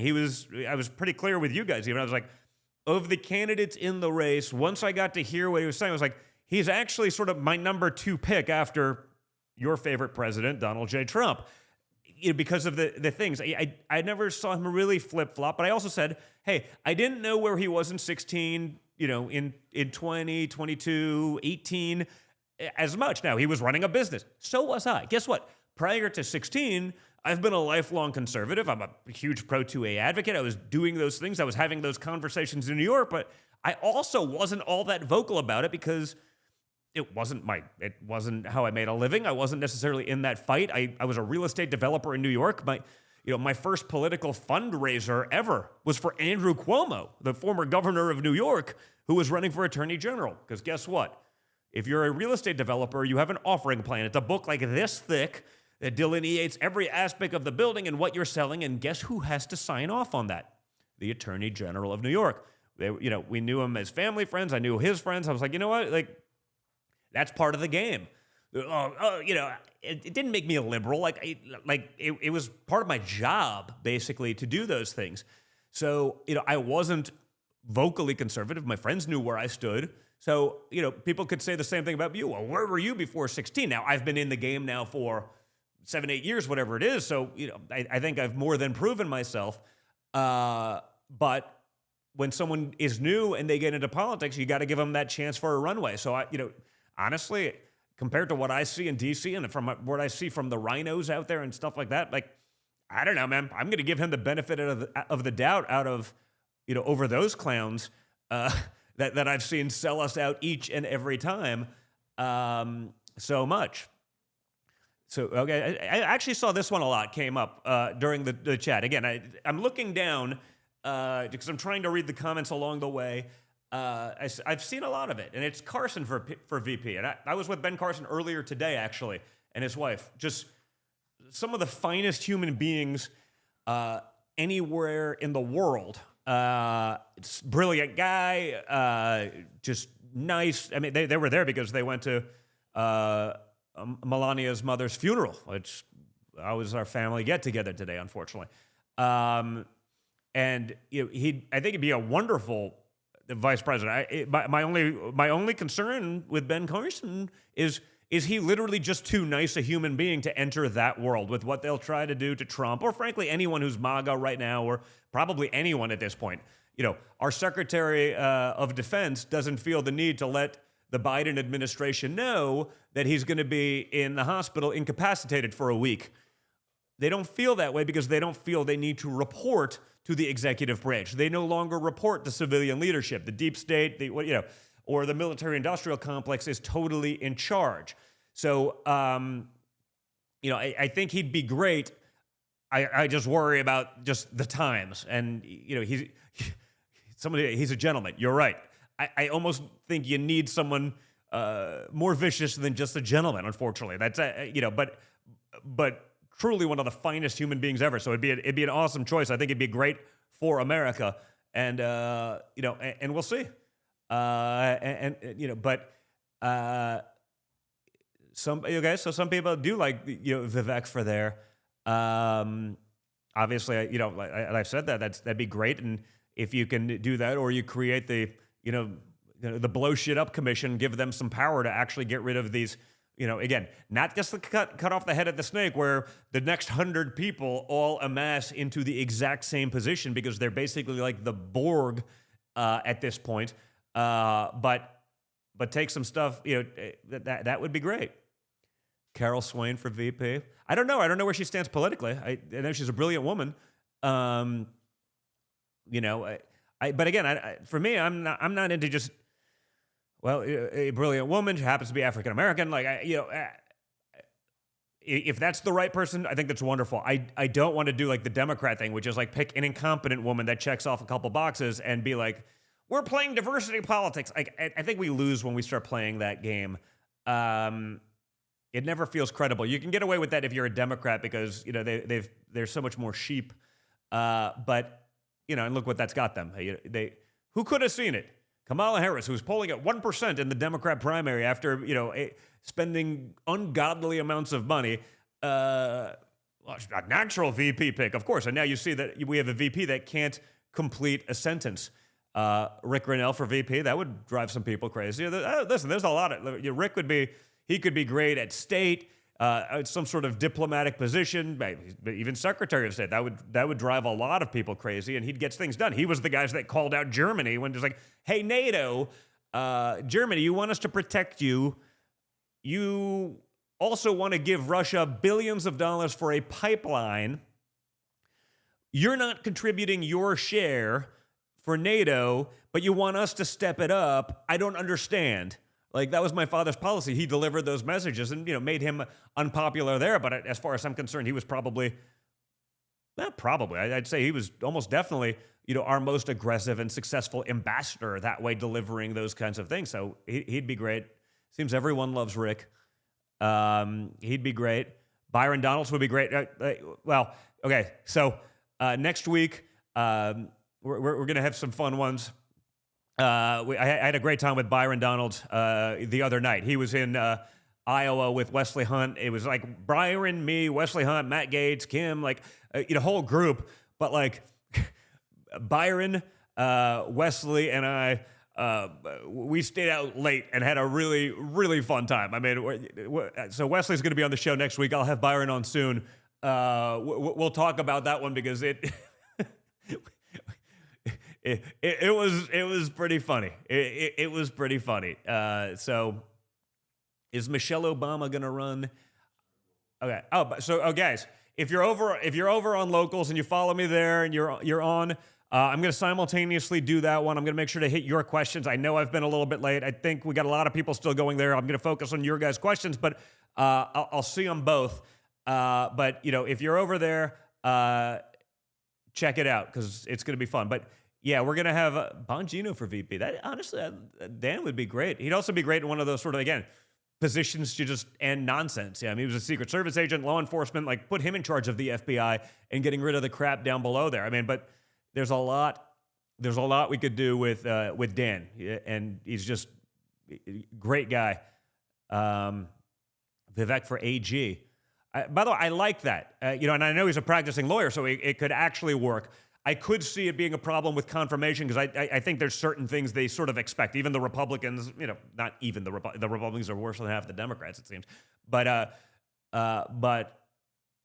certainly an interesting one again. And he, whether he has the full legal experience, whatever that means, that they'd need for confirmation, it's a whole different thing than whether he has the knowledge. He clearly has the knowledge.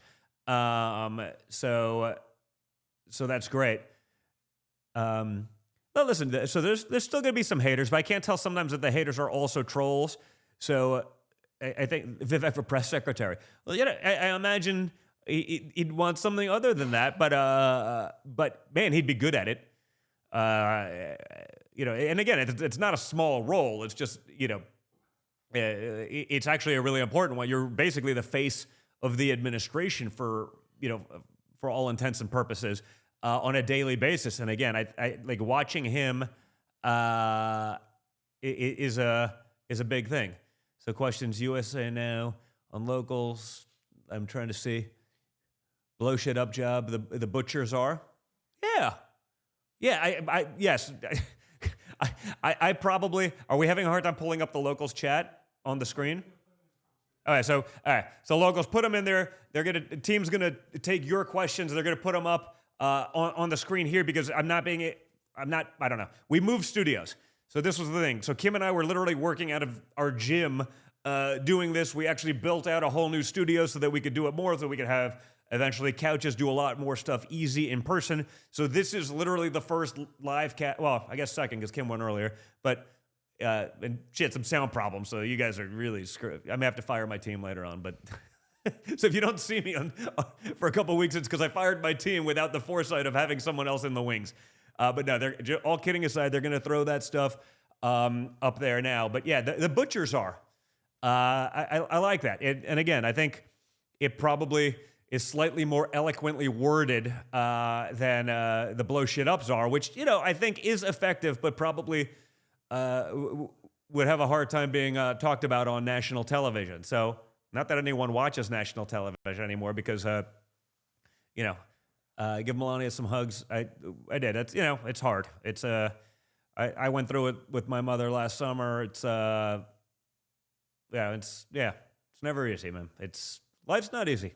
Guess what? That's the reality. Like, life's not easy. Every time you think it's easy or you think you got it, someone kicks you in the dick and it's, you start from scratch. So, Dana White for VP. Okay, I see a lot of Tucker. You understand my position on that one. Tucker for VP, that would be certainly a top 2 or 3 for me without question. What are you going to do about Governor Kemp? That's an interesting one because it's clear. It's clear right now there is total impropriety in that office. This is the Fannie Willis Georgia case. It is. Absolutely lunacy that could happen, and he could very easily call a commission and look into it. And if he's going to stand by and pretend like this is fine and not, either because he's afraid to do it, if you're a conservative, like just wait till they do it to you guys. So I think it's absolutely insane, and I think it probably destroys any future political aspirations he has. But he is the sitting governor of Georgia, so maybe he knows more than me. But it is. It's pretty crazy. I mean, it's so flagrant. You hire a divorce attorney to someone who's never criminally prosecuted anyone to do this, to bring him in. You pay him almost $750,000. You then go on vacations lavishly while having an extramarital affair, like on the dime of this. He billed a 24-hour day for some of these things, and not even legal in Georgia under it's such a sham.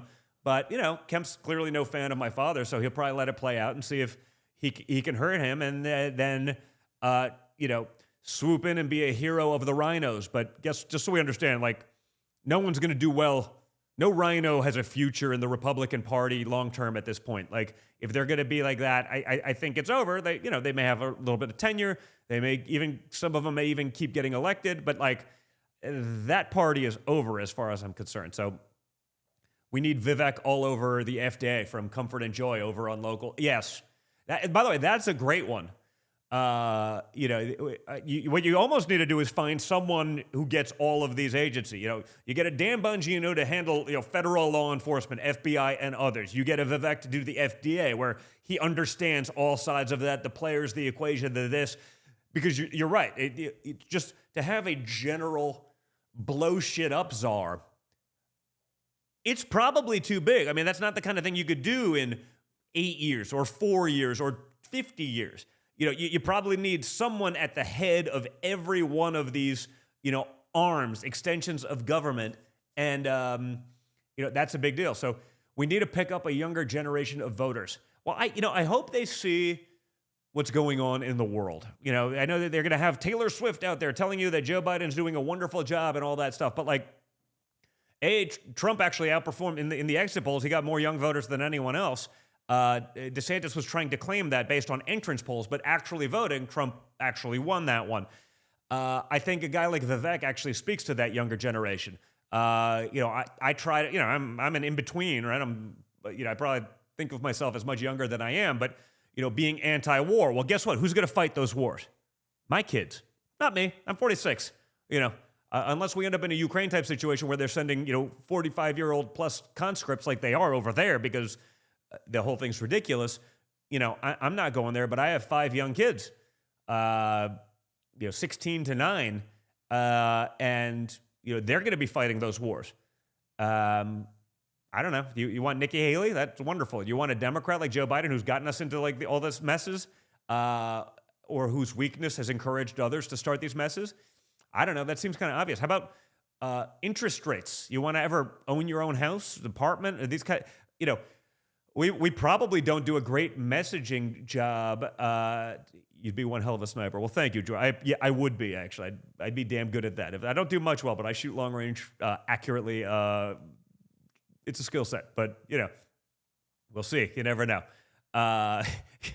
Hey, at this rate, if Joe Biden wins, you never know. Maybe that happens. But, I think kids have to look at reality. You see that. Like, a lot of the rappers coming out, be like, I'm done with Biden. Like, because there's only so many times, how many times can you cry wolf and tell people you're going to do something for them and then fail them across every spectrum of imaginable? Like, people are waking up and they're sick of it. And the bigger thing with Trump was that they saw their own prosperity during the first Trump administration. Then they saw it all disappear like that. That's a big deal. That's a big deal. But I think a guy like Vivek can speak to that younger generation. I think he did a really good job with that. I think that's important, and I think you need all of these people out there willing to fight those fronts. You're not putting Mitch McConnell out there to pick up a younger generation. I think Trump is an anomaly in that, with his age, he can still speak to those young guys because he's funny. He's personable. He makes you laugh. He's the guy you want to have a beer with. Oh, I love that one. King David 80 FE. Sean Strickland for VP. For press secretary. Yes. I think Monday's show, we're going to do something where, there's just so much happened this week, that we didn't cover. I know Vivek had a clean hour for us tonight, but normally I want to do, sort of news of the week and, go through that. I think I may just do an ad-lib show on Monday. Is that what we're doing? Okay. Where I'm just going to go through all the news of the week. Make sure to put that one on the list, because guess what? If you put that interview up on Rumble or on YouTube, it wouldn't work. On Rumble, it's just fine. But Sean Strickland, they tried getting him with this guy, LGBTQIA plus, bullshit question. And he literally just owned these people. It was awesome. And honestly, if everyone handled the press like Dana White, maybe DJT, and Sean Strickland, guess what? They would stop pulling their bullshit. And the problem is when they pull their bullshit, it actually turns into the gospel because no one contests it. So they believe a lie is a fact. DeSantis sort of walked into that at the town hall this week where he's like, CNN, the people that drowned at the border. It's like it didn't happen. It was retracted. The fact that he got up on stage, was asked a question about something, and no one informed him that it was all a lie. And they get what they want out of it, but It was nonsense. It was such a missed opportunity. His team did a shitty job, prepping him for that. But it's like, but it happens a lot. People don't know. You just assume what they're telling you is the gospel as opposed to their dreams and hopes with maybe, 0.5% of truth of something. And in this case, there was nothing, but it doesn't matter. And then it becomes, well, he said it. It's on TV. This is it's based off of a lie. It's like so much of what we've seen. Russia. Well, Adam Schiff, the head of the intelligence committee, he's literally seen the evidence, folks. Remember that? He's seen the evidence. It's like, well, still waiting, folks. Like, where is it? I mean, he could have put me in jail for life or wanted to try me with a death penalty. So let's go. Where is it? Remember, I did 50 hours of testimony for that one. Baby Hunter doesn't have to do anything. So it's a little different. Robert Barnes for AG, that'd be a good one. Rand Paul for VP. Rand Paul, by the way, is a good one on the waste stuff as well. I see some Kristi Noem. Let's see. So we need to pick up so we're working on the younger generation, but again, I think they got to understand what this current administration means for them. I mean, I saw some interviews. It's like, I really care about transit. I'm like, man, you wait till you get into life and your parents aren't paying for you. Ooh, that's a good idea. My buddy George from BTE, Battle Tested Equipment over in Arizona, triggered special from SHOT Show. I hadn't thought about that, but there's going to be some good people over there, and I'm going to be there midweek. So, all right, we may have to rearrange next week, and figure some of that out because that could make sense. And I know a lot of good friends that are going to be there. We could have some fun with that one. Good idea, George.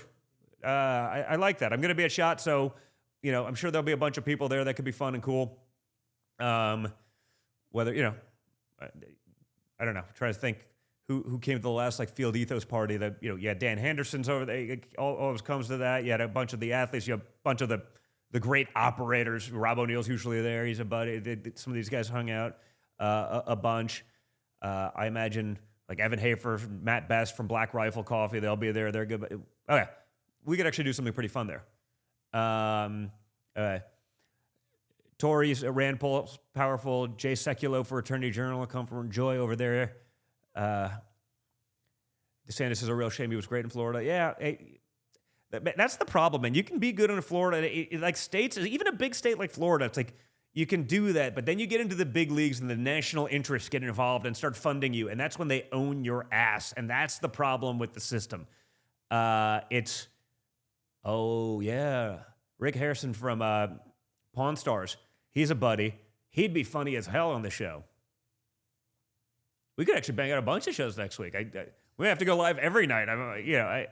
Because a bunch of times I try to get some in the bag. If I know I'm going to be traveling or on the road, it's I just need something that's evergreen. But the world changes so quickly, so rapidly that it's sometimes I don't, I do it and it's a great interview for that day. A week later, even if the stuff that's kind of evergreen, it's never quite as good. So Tate, Andrew's a friend of mine, and Tristan, they came over and saw me at Trump Tower in 2015. I was following them. I thought it was just hilarious. So way before they put Andrew Tate somewhere, anywhere. That's funny. I think honestly they're smart. I'd asked last time I spoke to him, this is even before. By the way, this is before the Romania bullshit. He was honestly, I just don't trust going to the United States now. I just see myself being targeted unjustly, and then it literally happened that way in Romania. So listen, I love Eastern Europe. Maybe I have to go over there and hang out with those guys.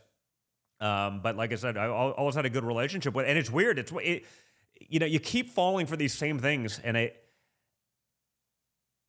it's strange. It's what I always talk about with General Flynn, where it was well, the CIA said he did this, and the FBI said he did this. I was man, I know the guy pretty good. It doesn't sound like it. Doesn't make any sense. Doesn't line up. But there has to be some truth to this. So you see this stuff. He's trafficking children. I'm that's the end of the line. So I'm come on, it's got to be. But you also if it's not, you cut. So you just stay silent, or you don't address it, or you don't go in there. So I was pretty quick to jump back on that. Like, this sounds like bullshit.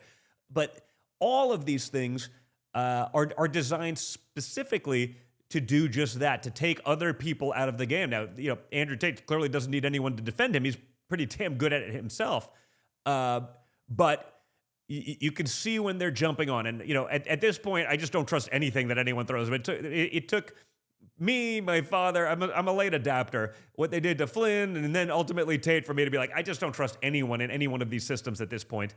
So that'll be a Don Jr. versus Hunter MMA. Just, let me know. If we can raise some money for charity, we'll have some fun.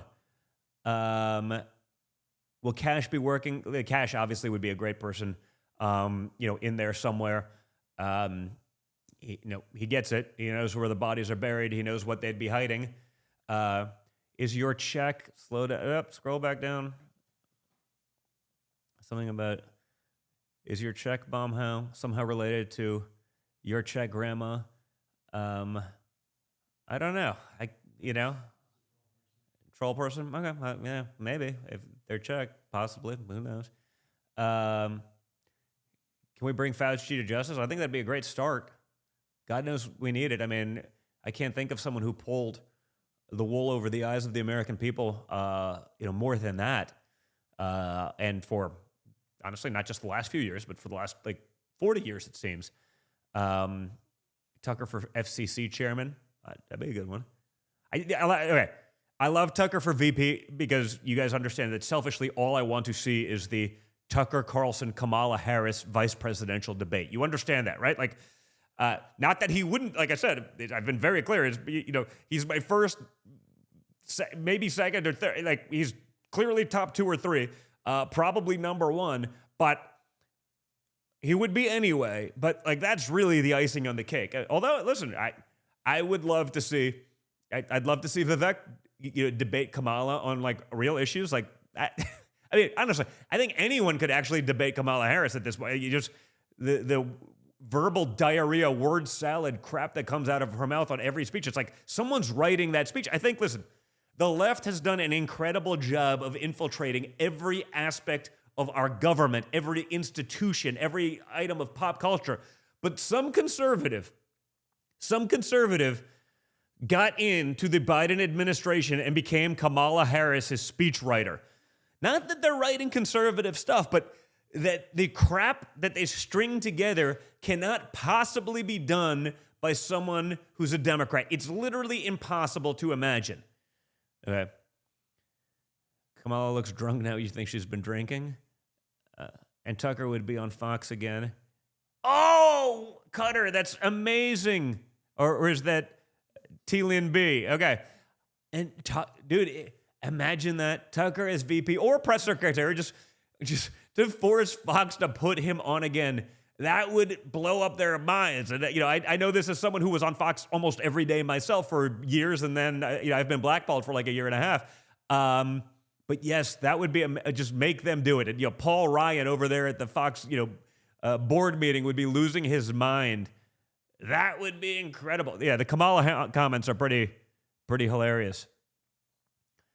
What was that one with the VP decision ultimately made by family? Is the VP decision ultimately? Oh, how's the VP decision made ultimately? The family. Okay, so this is an interesting one. We did this in I guess after the convention in 2016, and we were actually pretty involved. I mean, I know hey, at that time, Chris Christie was in the running, and I sort of shut that one down at just basically being, hey, we already have a pirate. We don't need 2 pirates. That would just be a disaster, and you can clearly see that I nailed that one. So I didn't want to. The other people that were in there were Newt Gingrich and Pence. And I think Gingrich would have been great. Sean Hannity was pushing that one very hard, and I spent a lot of time with Sean back in those days, talking about it. And we did it, and we sat down with him and Callisto, and we actually did it while traveling to go see Pence as well. And it was almost like a family interview. And he's brilliant. my sort of breakout moment in politics in 16 was really my Republican National Convention speech, where they were like, Don Jr. for president soon, or like, and it was like, and I'd spent a lot of time on this speech, worked on it hard, tried delivering it right, and like I showed it to him. We're literally on a plane going to Indiana, and he was traveling with us, so we're meeting with him, and we're meeting with Pence, and I go, you know what? I got like the former Speaker of the House, sort of a brilliant, tactician as it relates to politics, like someone who's been doing this much longer. I'd been in politics all of like 4 months at this point. I was like, maybe I should take this couple minutes and have him look at my speech. And he read it. Like, spent like 15 minutes. And he goes, that is a really good speech. And he just goes, take every 4 and 5 syllable word in there and make it 2. And I was like, he was like, this speech just, it probably uses the word, dumb it down. But just make it that everyone gets every word, that there's no one, wondering, and I was like, okay, I think I have a decent vocabulary, though. Don't always use it as much anymore, but perhaps I've adapted that mentality. And I did that, and it was like, it was sort of a launch point for me. So he was brilliant, and we're sitting there, and, but he'd been very successful in the private sector after years and decades in government and everything like that. And I was sort of seeing so I'd have to stop doing X, I'd have to stop doing Y, and I literally just asked the question pretty bluntly. I just said, sir, do you actually want the job? He's like, no, it'd be an honor to serve it. I go, no, there's a difference between, I understand, the honor of it, but do you actually want it? Because there is a difference. And he was like, you know what? It's actually a really good question. And so that was sort of where he's like, I'm not sure I want to change my life and get back into that world right now. So he's been a great friend, and he's great out there. But it was an interesting one.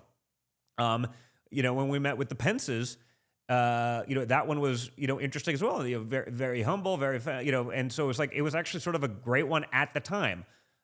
Before we knew how vicious it would get, before we knew the lies, it was sort of like, okay, it was a little bit yin and yang. You almost had like an opposite, of my father in many ways. And so it was interesting. We sat there and we had a breakfast at the governor's mansion, and they were just nice people, and they didn't have like this, crazy staff like you see, with a lot of governors. I was like, these are kind of like our people, very, very different, but also, but good. And, like I said, I think, for the most part, I think that was the right call at that time. At this time, it's different. Now we've seen what they're willing to do. Now we've seen them weaponize every aspect of government. Now we've seen the just depravity, the evil, the viciousness, the willingness to just flagrantly disregard our laws and our systems. And now you need someone a little bit more of an animal, in my opinion. Okay. Donnie's driving home from work now. Great show. Okay, so listening. So, by the way, do any of you guys get it on Spotify or Apple Podcasts, like iTunes Podcasts? Do any of you guys do that or not? Because I'm always wondering if people do, or if they just watch it here or on Rumble and whatever. So I'm just kind of curious, because I know I do the push there. I try to get it there because I want to get it out as much as I can. I do so much driving and flying that sometimes it's easier to listen. I can't always stream. So do any of you guys do it that way? Okay, so Steph says nope, not here, not really. All right, the locals people, I can see that, especially if you're on locals there. You had one iTunes on locals? Okay. William, only here on Rumble. Okay, so all the locals folks seem like they're pretty wed to Rumble. Seems like almost everyone is. By the way, I get that. It was sort of interesting. I see some of the other podcasts that are out there and where they get ranked in the stores and stuff like that. I'm always like, dude, I look at our numbers. I'm like, dude, we crushed that. Now I am only on 2 days a week. A lot of those shows are sort of 5 day a week, so that is a little different, I guess. And so I was just wondering, but that's interesting. So it seems like, and that makes total sense, by the way. Like the Rumble crowd is very Rumble. It's you're away from other big tech, even obviously Apple or Spotify, that where there's more of that bias. So that's interesting. Anyone else You watch on Rumble via Roku. That's interesting. You get like the big screen version. Okay, then, yeah, so what I want to do now that we have the new studio, I want to do like a wall where, I have a little bit of my stuff, like, get a couple of deer heads on the wall, maybe some old guns, have a little bit more fun with that. That way not for everyone, but for some people, we can have, sort of the outdoor conversations and break it up a little bit from the politics. Is anyone interested in that? So I'm asking both chats. I mean, obviously, it started off sort of as Alex Jones press secretary. Obviously, that'd be like, just even for like 2 weeks, just to humble those bastards. So anyone interested in that idea of like a rugged cabin look? Because honestly, that's basically me, in my free time. So would you? Okay, see a bunch of yes. Literally, talk hunting, fishing, the outdoors with some of those people. Maybe some of the good shooters out there. Tell those kind of campfire stories. Uncle Ted campfire time. That would be fun. Yeah. Okay. Always down to talk outdoorsy shit.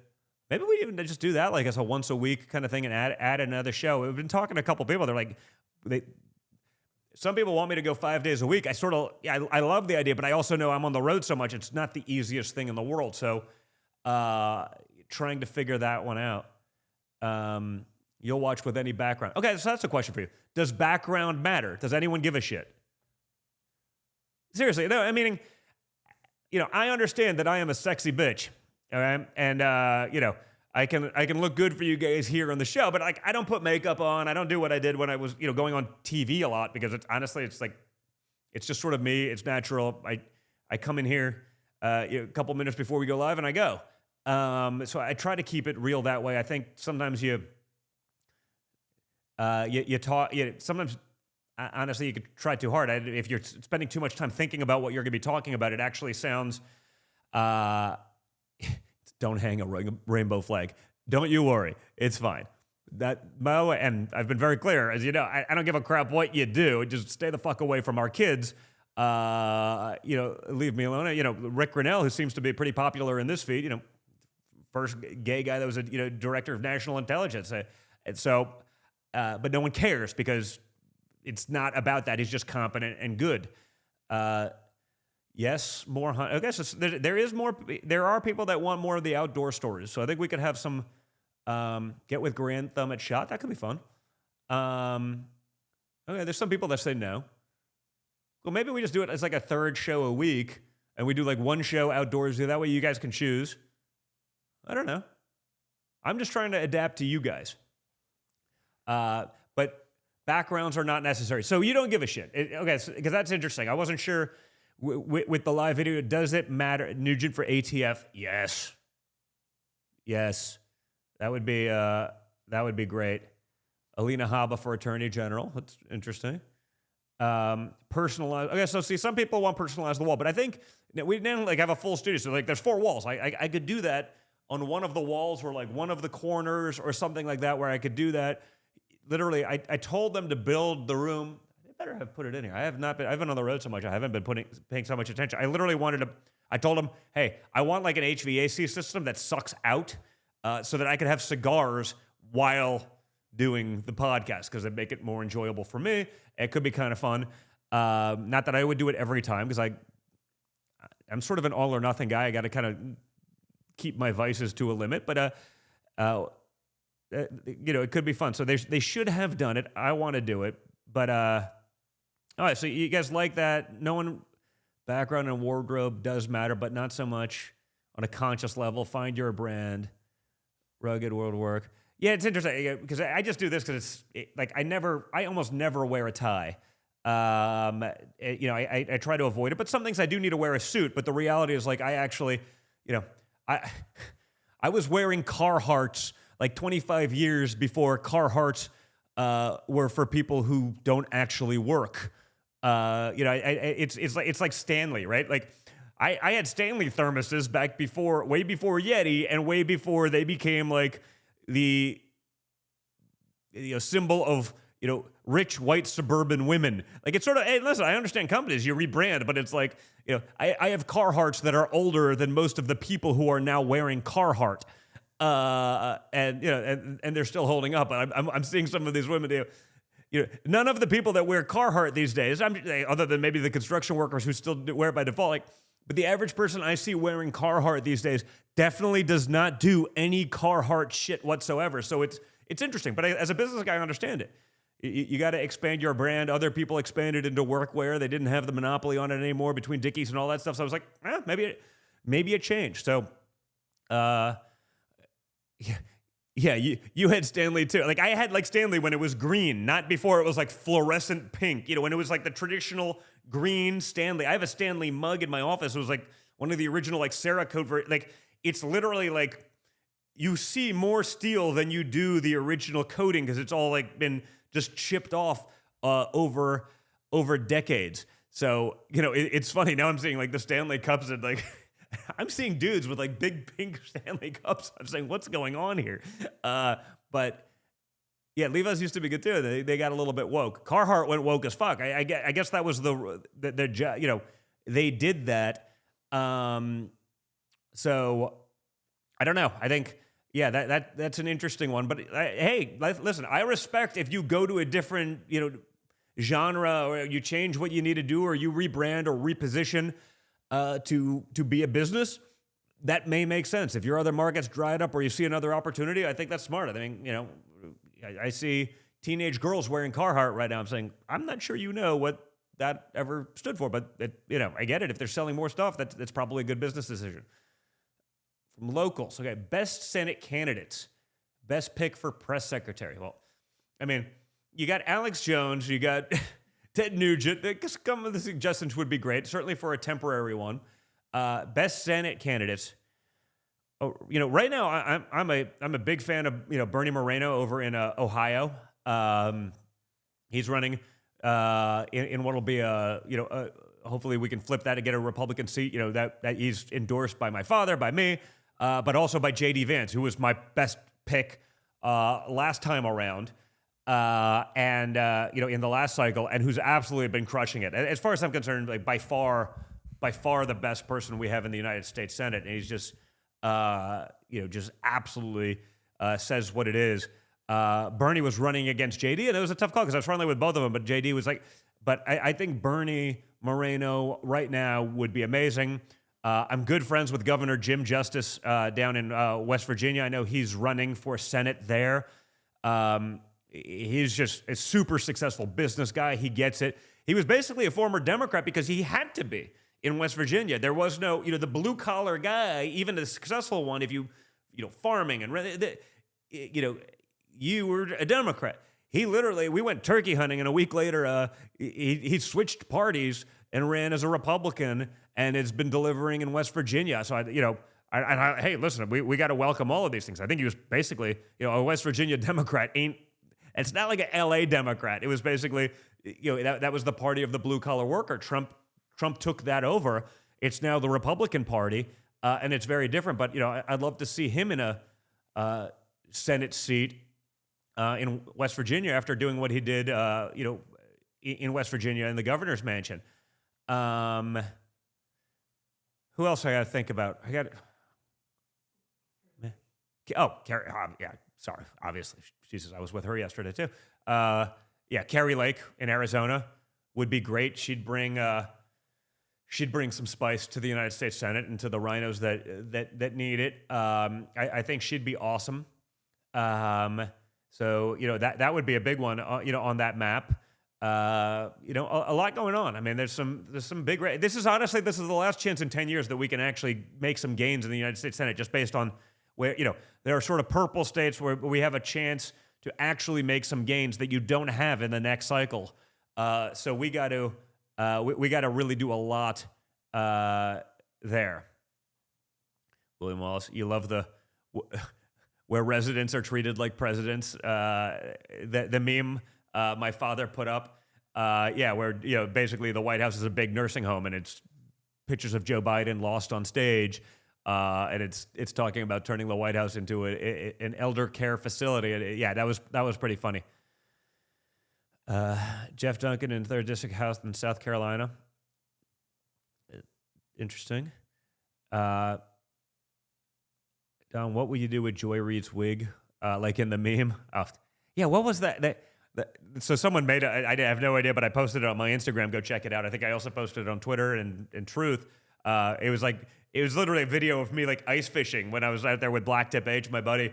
We were up in Wisconsin, actually. We were out on the ice in Milwaukee, fishing for giant trout through the ice. It's just a video, and I was like, I lost one. I was like, oh, we just feel the line goes slack, and they superimposed it over Joey Reid with that, like, it was basically like a Trump wig. It almost looked like. I don't think she intended it to be so, but it was like a white wig with the comb over it, like, and it me literally pulling it off her head. So go check it out. If you're not following me on Twitter or Truth or Instagram, like go follow me in all those places because I use them all a little bit differently. Do I ever bring Kimberly on here? That's a good question. Actually, my opening show, the first show ever, we're coming up on the 1-year anniversary, by the way. When is that? A couple more weeks. Okay. 1-year anniversary. Yeah. USA Now just posted it in locals. It's I think it's pretty amazing. It's quick, but it is funny. And so she was on the opening show. She's got her show before. Yeah, we got to do more, but the problem, you fuckers get me in trouble here because you ask all the questions like, oh, so when are you getting married? It's like,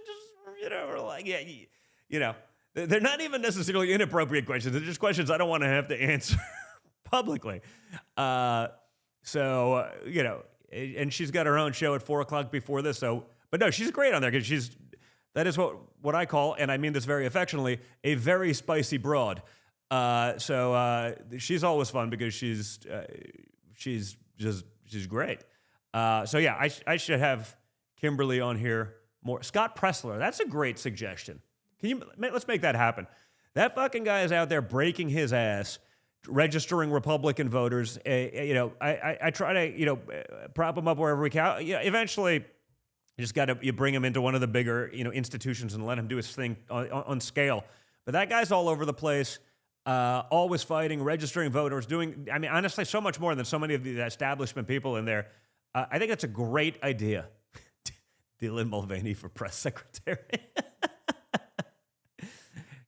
Yeah, Tori. Yeah, Kimberly's a natural. She's got a great show. A little different format. I'm a little bit longer form. I rant a little bit more.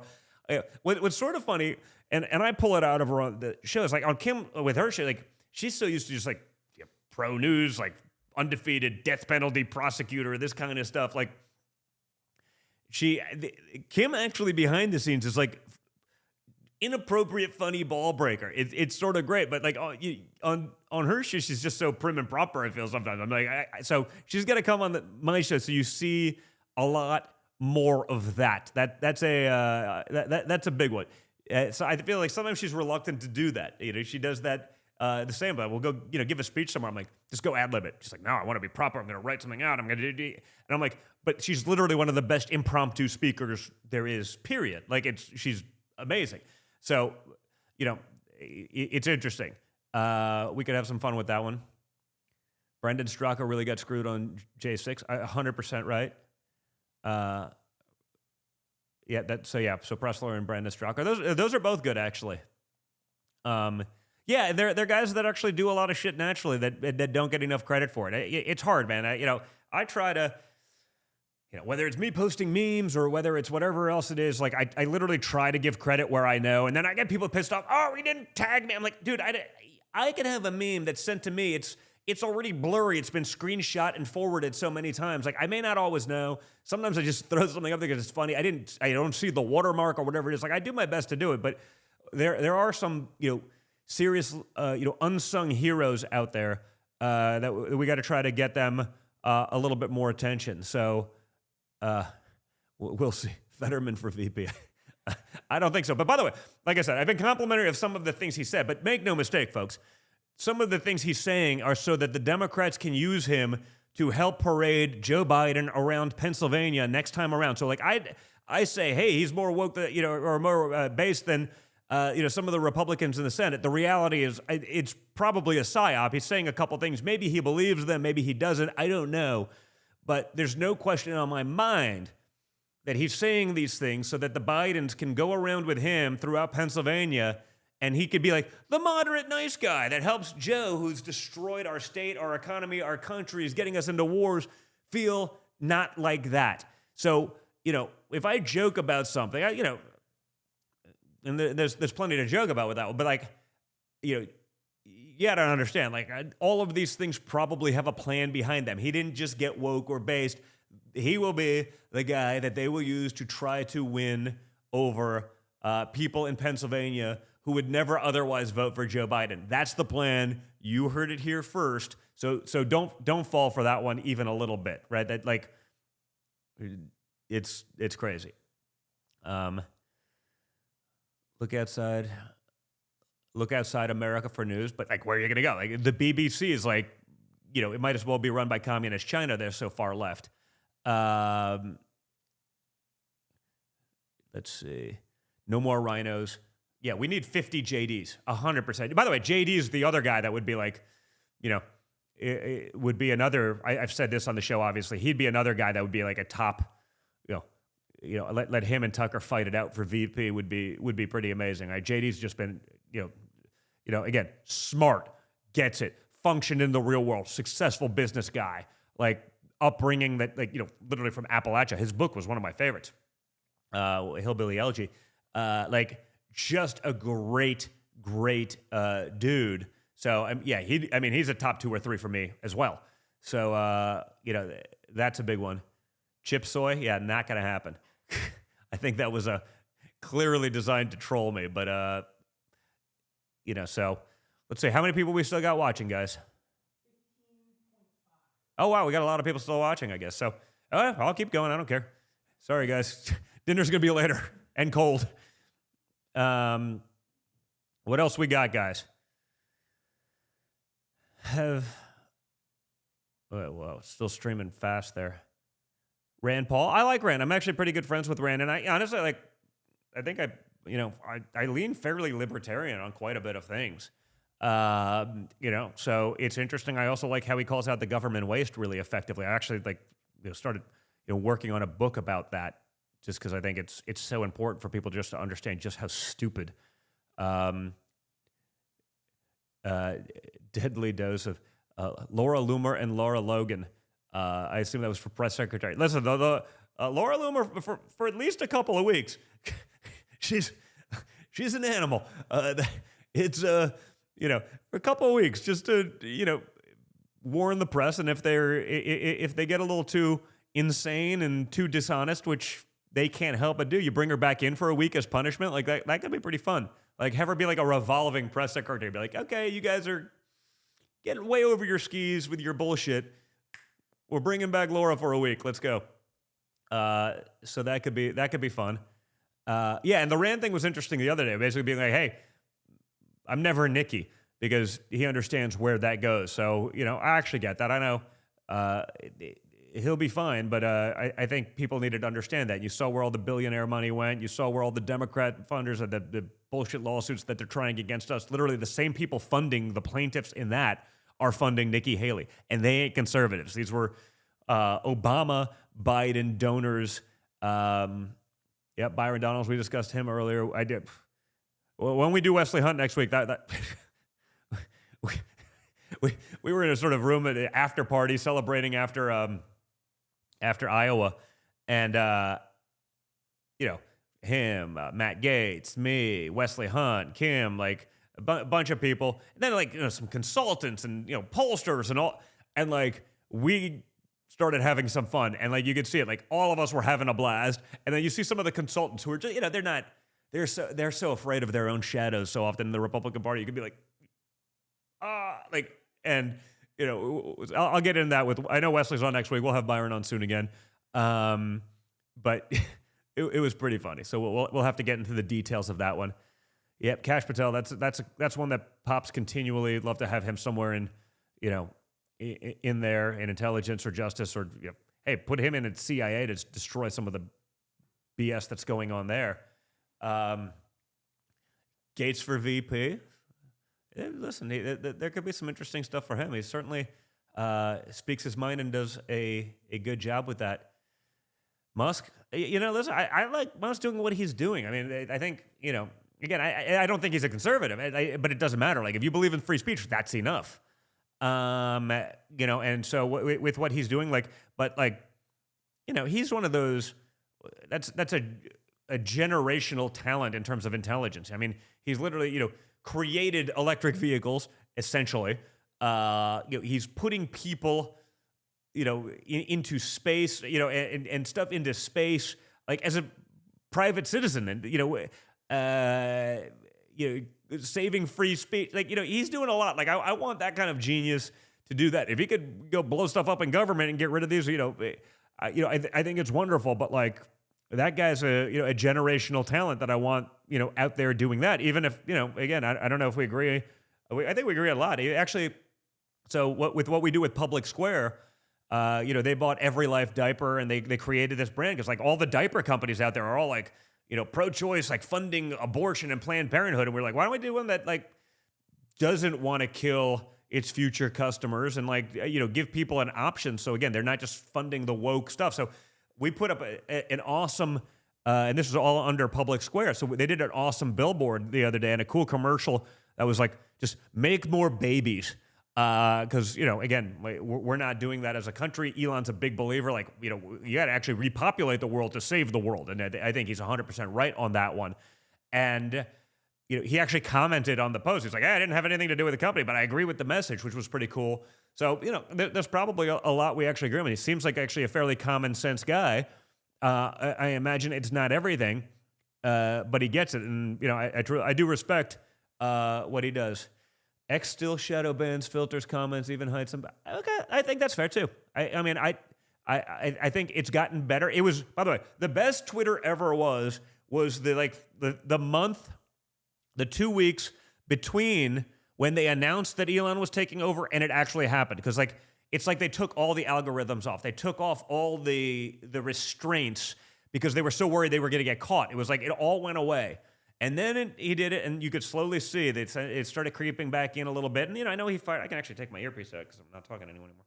And they're kind of uncomfortable.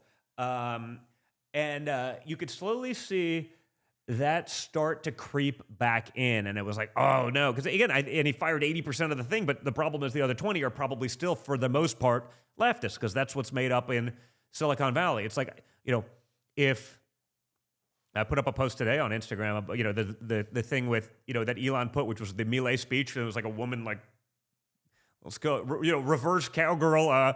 And he was on his laptop listening to the Milei speech. He goes, that's hot. And I was like, that's really funny. And I put it up on Instagram, and in 5 minutes, I was like, you must take this post down for a while. I'm looking. It's like, was there a side boob or something that I'm missing? Like, no, it wasn't. It was, it was provocative, but not more than the shit that falls into my algorithm that, is like, borderline pornographic every day. So I was like, what?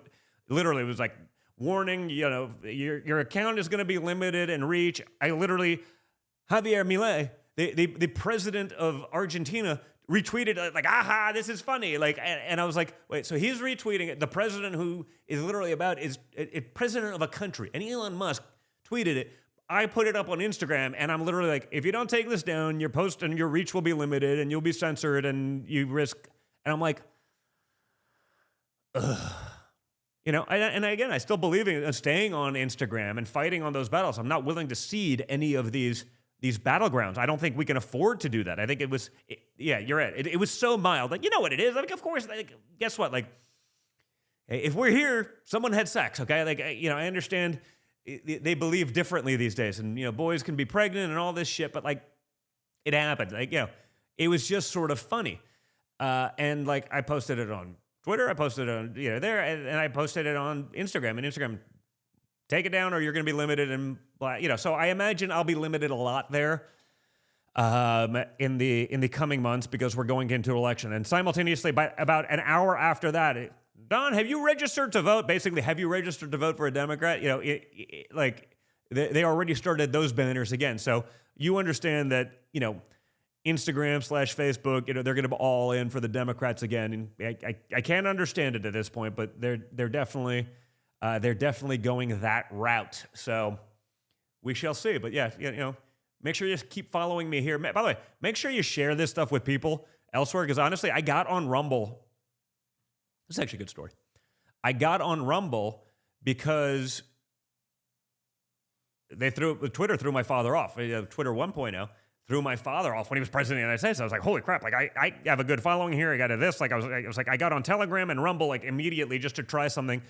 Telegram, I think it was the first like American like political figure or whatever it is, or American even, not celebrity, but like, pseudo celeb, whatever the hell it is, to hit like 1 million followers on Telegram. But I feel like Telegram has since sort of, I think with X and with this, when so many of the other apps that came out, I feel like they have a lesser following. I'm like a half at what I used to be because I just think there's fewer people on the site. But it went big right when all the Twitter banning started happening 3 years ago or whatever it is, because they're like, well, I need a place to have a voice. I got to make sure.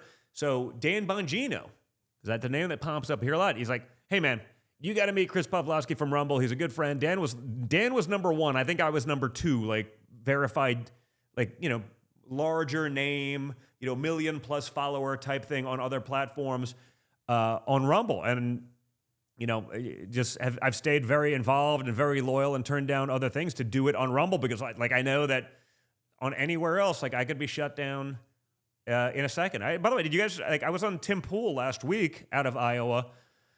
And, I did something, we started talking and it was great conversation. It was long, like 3 hours. And, we started talking about, the rampant sort of pedophilia that's going on around the place. And I think these guys deserve a bullet. And he goes later on, he's like, they're probably going to take this show down. And I was like, because he's on YouTube. And I was like, I don't know. That's just what I think. Like, you can't say that. He's like, I wasn't telling people to incite violence. I'm like, I just think that's what they deserve. Like, it's, if you're molesting children, like death penalty, done. Like that's to me, that's perhaps the most heinous crime there is. And it was like, they were really, I don't know if they took it down or not, but they were legitimately concerned. YouTube was they were like, do we just pull it now? After, we'll just keep the live going till we're done and then just pull it. So I'm not sure if it's even up there. But we had a good time. Got into a lot, and obviously a little different crowd. Happy to talk to everyone, and so it was interesting. But that's the simple stuff. So I got on Rumble because it's legitimately, it's the only real free speech platform out there. I mean, even new Twitter, well, in France or whatever, Turkey, they say we can't do this, so so we're gonna accommodate so that we can get some message out. It's like, well, but that's not really free speech. Chris was willing to be like, yeah, okay, well, don't show us in your country then. And that takes guts. And that's important. Let's see, watching it on Real America. What are you watching on Real America? They take down the Christian football player. Oh, you see that one on NBC? He just said, I forget what exactly he said, but he wanted to thank his Lord and Savior, like Jesus Christ. Oh, it's so terrible. Oh, God forbid. If you wanted to thank your Lord and Savior, Dylan Mulvaney, 100% fine. By the way, you see that video of that lunatic, the CEO of United, drag queen dancing in the streets, pushing that? No, honestly, the flight crews are some of the best people in America to me. I don't know what I assume the non-DEI pilots love me, but even the flight attendants and stuff like that. I can't get on a commercial plane, and I fly 95% commercial coach, without getting a note from them and stuff like that. It's sort of amazing. But I'm looking at that CEO, and I'm like, what the hell is going on here? It's insane. But that you can be that much of a whack job and become the CEO of an airline, and then try to push those policies. Planes are going to start dropping out of the sky. You combine that with the FAA stuff. Honestly, it's why we need to do the random live rant Monday. Because, there's just so much to cover there.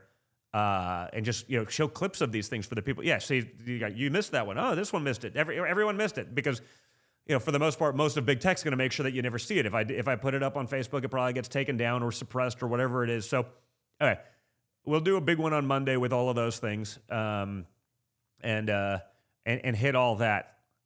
Let's see. The flight crews work hard. No, dude, that's a brutal job.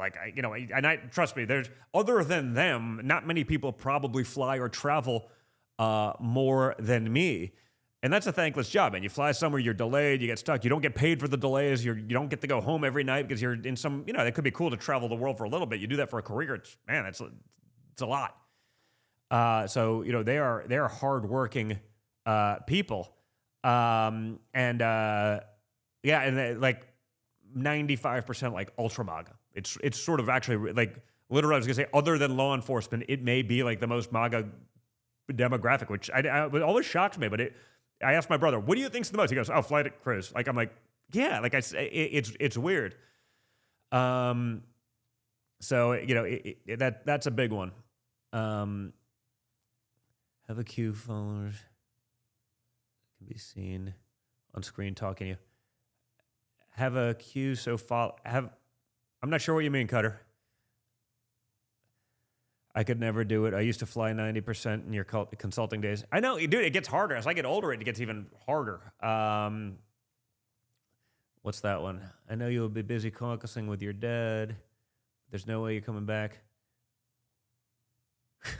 Okay, so get back the Australia tour. All right, let's win the presidency, and then I'll worry about going back to Australia. Like I said, I tried pretty hard, but it was like too many times. They're like, he's coming. I'm like, we haven't even discussed it. What are you talking about? So we got to get it right, because I don't want to do something and walk into something where, I fly all the way over there, and a bunch of people, like we had thousands of people that wanted to go to this thing, and they'd be like, but like, it wasn't going to happen. I was like, wait, we can't do that. We got to, if we're going to do something right, I just don't want to do that to people. So we got to get it right. But yeah, well, listen, Australia needs, they need some Trump. So does New Zealand, and so does Canada, and so does Ireland, and so does the UK, and all these other places we used to think of as bastions of freedom. Let's see. Comfort and joy, you have a good one. We'll see you soon. Stop the globalists. Well, you listen, that's what it is. You see what's going on. That was an interesting one. You see the Jamie Dimon one? You guys are taking notes, right? Because these are all things we got to just take the video. The Jamie Dimon one. Now, that's an interesting one too. It's like, I don't know, this is someone they wanted to run, to replace Joe Biden against my father as a Democrat, which I'm sure he probably is. But he's like, Trump's policies were pretty right. He was right on this. He was right on China. I didn't love the way he said things, but I was like, is that because he sees the right? Is that because he actually believes that, or is that because he sees the writing on the wall and he's worried what we do to banking? You never know. It's in, it was interesting to see that. And you could see like the MSDNC hosts being like, oh, I can't believe you would say that. Oh, you mean the booming economy was so terrible? Like oh, I'm not saying he's not a leftist. Don't kid yourself. I didn't say that, but it was the first time I saw, let's call it a high power leftist at Davos, at the World Economic Forum, actually be like, nah, Trump was pretty right on a lot of things. The policies were working. Immigration, I mean, he called out immigration. I was like, wait a second. Like, I didn't see that coming. So something's going on. I don't think he's been red-pilled. No, Diamond has not been red-pilled. I think he was, perhaps had a moment of intellectual honesty, which does not happen often from the left these days. So you think Biden will make it to a general election? Okay. Do you guys legitimately think there's there's no game they wouldn't play? I don't. So I just don't know. Do they, try to take out Hunter illegally or whatever it may be? And then he says, so I got to go take care of my family and give him an out. But then they're stuck with Kamala. I don't know. I don't know. Rogan's basically red pill now. He's certainly speaking a lot more common sense. I don't know Joe very well. We used to text back and forth a little bit. I was going to go on a show, but Dana, I think, had set me up, and I'm friendly with Cam Haynes and John Dudley and a bunch of these guys that are on the show regularly, right? And they're like, oh, dude, you'd love Don. And like we were sort of talking about it, and I was trying to schedule a time to possibly do it, and then sort of, basically it got ghosted. And I get it. He doesn't want to deal with the bullshit, that comes with that. But it was sort of an interesting one, when Dana's like, hey, dude, you'd really like Don. Like, you should. I was like, no, dude, we were talking about when I could get out there and doing it, and then it just sort of disappeared. But I get it. And again, it's like you still, if he's, I think this was even maybe before Spotify, but, think, enough people, his people would have given him hell for giving him a platform. And literally, we could sit there and talk for 3 hours about hunting and fishing. I don't care. But it was just an interesting one because, but I think he's come a long way also. Like, I think he's definitely, dude, they tried canceling him. And I think he was, certainly up until recently, but it's certainly left leaning, right, and on a lot of issues, and that's fine.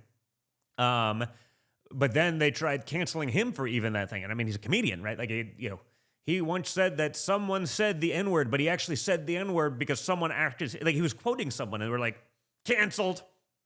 We don't like what you're saying. You were intellectually honest for half a second, and it was like, oh my god. And again, I think that affected him a little bit, but I think he's also now more so now he sees it. He sees the Joe Biden stuff. He sees the BS. He's calling it out, and I think that's important. Again, I'm sure there'd be plenty of things in politics we don't necessarily agree on, but I think it's important to have even a moderate voice in pop culture, because I don't think it almost doesn't exist. It's almost impossible, right?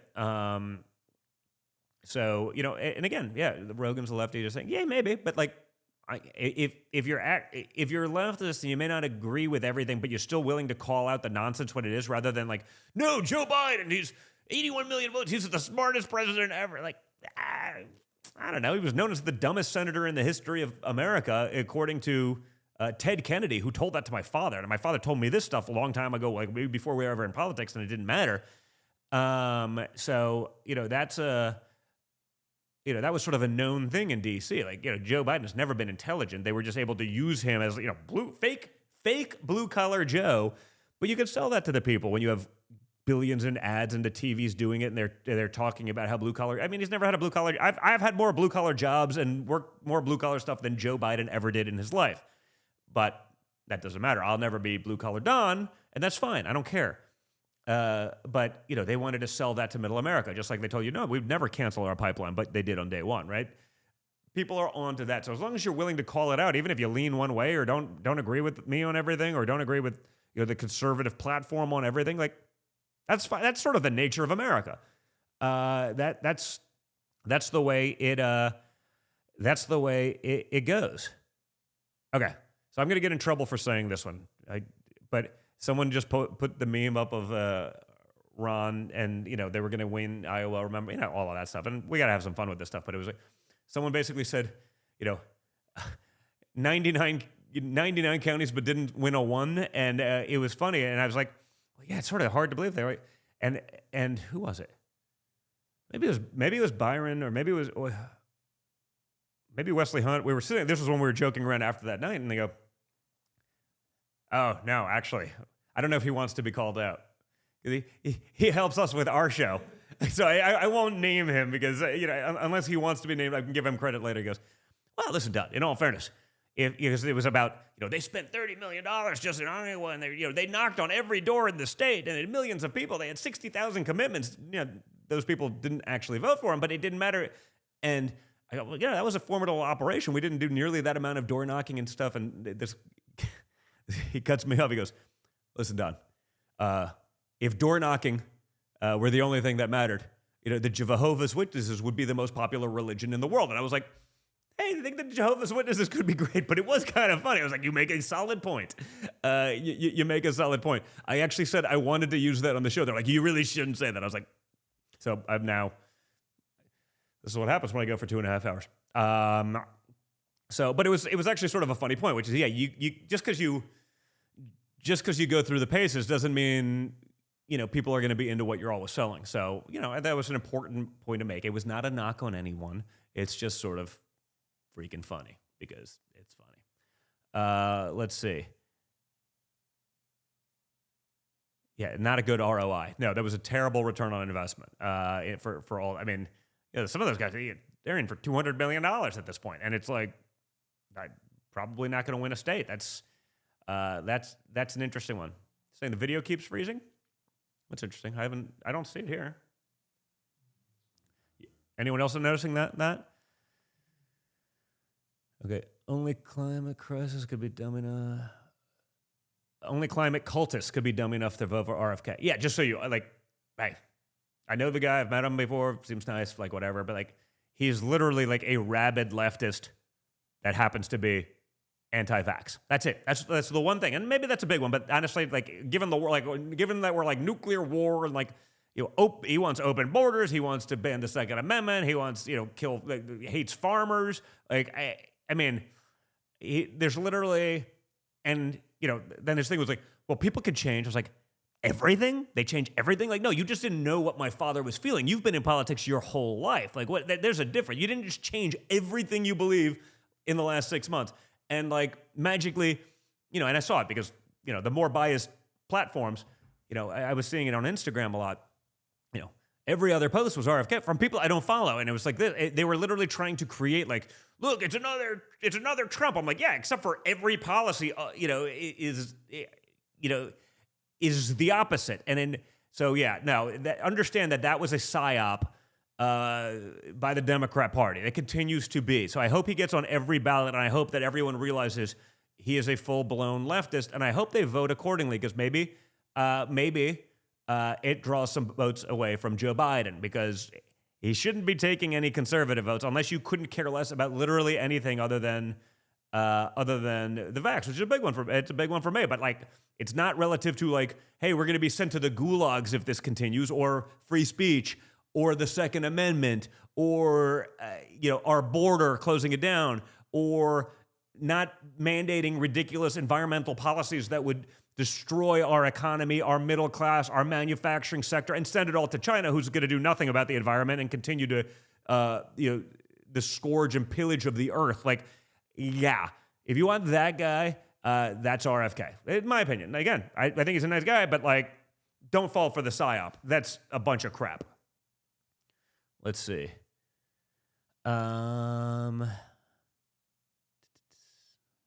You guys, anything? He's a climate change activist. That was his big thing until 6 weeks ago. It's like open borders, anti-gun, climate change activist. I think he said, what was it? Fuck our farmers was his quote. Like, what?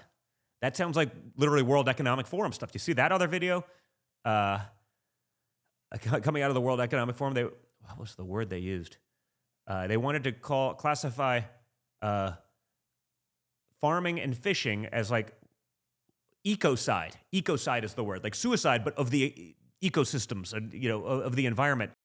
And they wanted it to be enforced by law enforcement. So if you're a farmer or a fisherman, like, I was like, how do these people, like this was not a thin woman either. This person has not missed a meal, or probably had a few more meals than they should.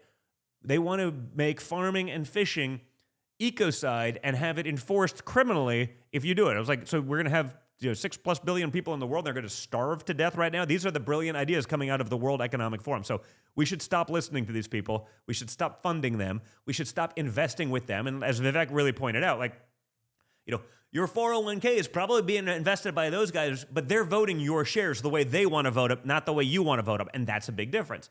We got to be aware of these things. That's why we got to start, again, voting with our wallets, whether it's using Public Square, whether it's using, Patriot Mobile for your phone. These kinds of things, supporting the sponsors of shows like this. Like, stop giving your money to the people that hate you. So, I don't know. I'm going to get in trouble for my team because we're all hungry, and I haven't even eaten yet today because my day started a little bit rough with a funeral. So I'm getting a little late, and it's almost 9. But with that, guys, don't forget, like, share, subscribe. We'll have some fun on Monday, but make sure you're passing this on to other people, okay? Make sure that you're forwarding it. If you like a clip, find it, send it. Get it out there so we can get more people watching. We're going to need it, especially in the next year. And honestly, this is the one platform I know that they're not going to throw me off of because they actually believe in what they say. So make sure you're sharing this, that your friends can see it, that they get involved, that they understand what's at stake. We got some breaking news. I lied. Nevada Governor Joe Lombardo will caucus for Donald Trump. Nevada voters, remember, only the caucus results award delegates. Yes, that's a big one. Nikki Haley, she's on the Nevada primary, but that's not like a thing. It's like, it's fictitious. So the state of Nevada is trying to confuse voters with a competing presidential primary. It doesn't exist. So make sure if you're in Nevada, like Iowa, it's a caucus. Only the caucus actually awards delegates. Delegates are who votes for you at the Republican National Convention and decides who gets all of the credit. So this is one that the state's playing games, but they'll also try to play some games in the media. Like, she won the Nevada primary. The problem is there's no Nevada primary that actually awards delegates. It's a caucus. It's like Iowa. It's different than most of the other states. So that's a big one to know. Also, well, we'll talk about this more on Monday. If you're up in New Hampshire, make sure you're voting on Tuesday. They're trying to get a bunch of the Democrats to vote for Nikki Haley. So if you're independent, clearly not voting for Joe Biden or Nikki Haley. So, get out there and vote. If you're libertarian, get out there. Clearly, our platform aligns so much better with you guys. But don't let them play the games that they're clearly trying to play. So much depends on that. So that's some interesting stuff. Don't forget it for Nevada, which comes up pretty shortly after New Hampshire. But again, you can see the games they're going to start playing already. Oh, she won. There's blood in the water. We're going to continue this. It's all bullshit. So you guys are the best. Don't forget to check out our incredible sponsors. Check out Patriot Mobile. Again, you keep your phone. You keep your number. But you stop giving the majority of your money to woke companies that hate you. You go to patriotmobile.com/triggered. patriotmobile.com/triggered. Fast, free activation. You keep your number. You keep your phone. I have one. It's great. Like, stop giving your money to woke corporate. Go to twc.health, like the wellness company, /triggered for a 15% discount on the emergency medical kit. The instructions on how to use it. That way, if one of these disasters that seem to be looming more and more every day ever do strike, you are prepared and you can take care of it. Whether it's COVID, whether it's a tick bite, or anything in between, be prepared. That's a big part of this. So twc.health/triggered. You guys are the best. Thank you very much. We'll have some fun on Monday, and I'll talk to you then.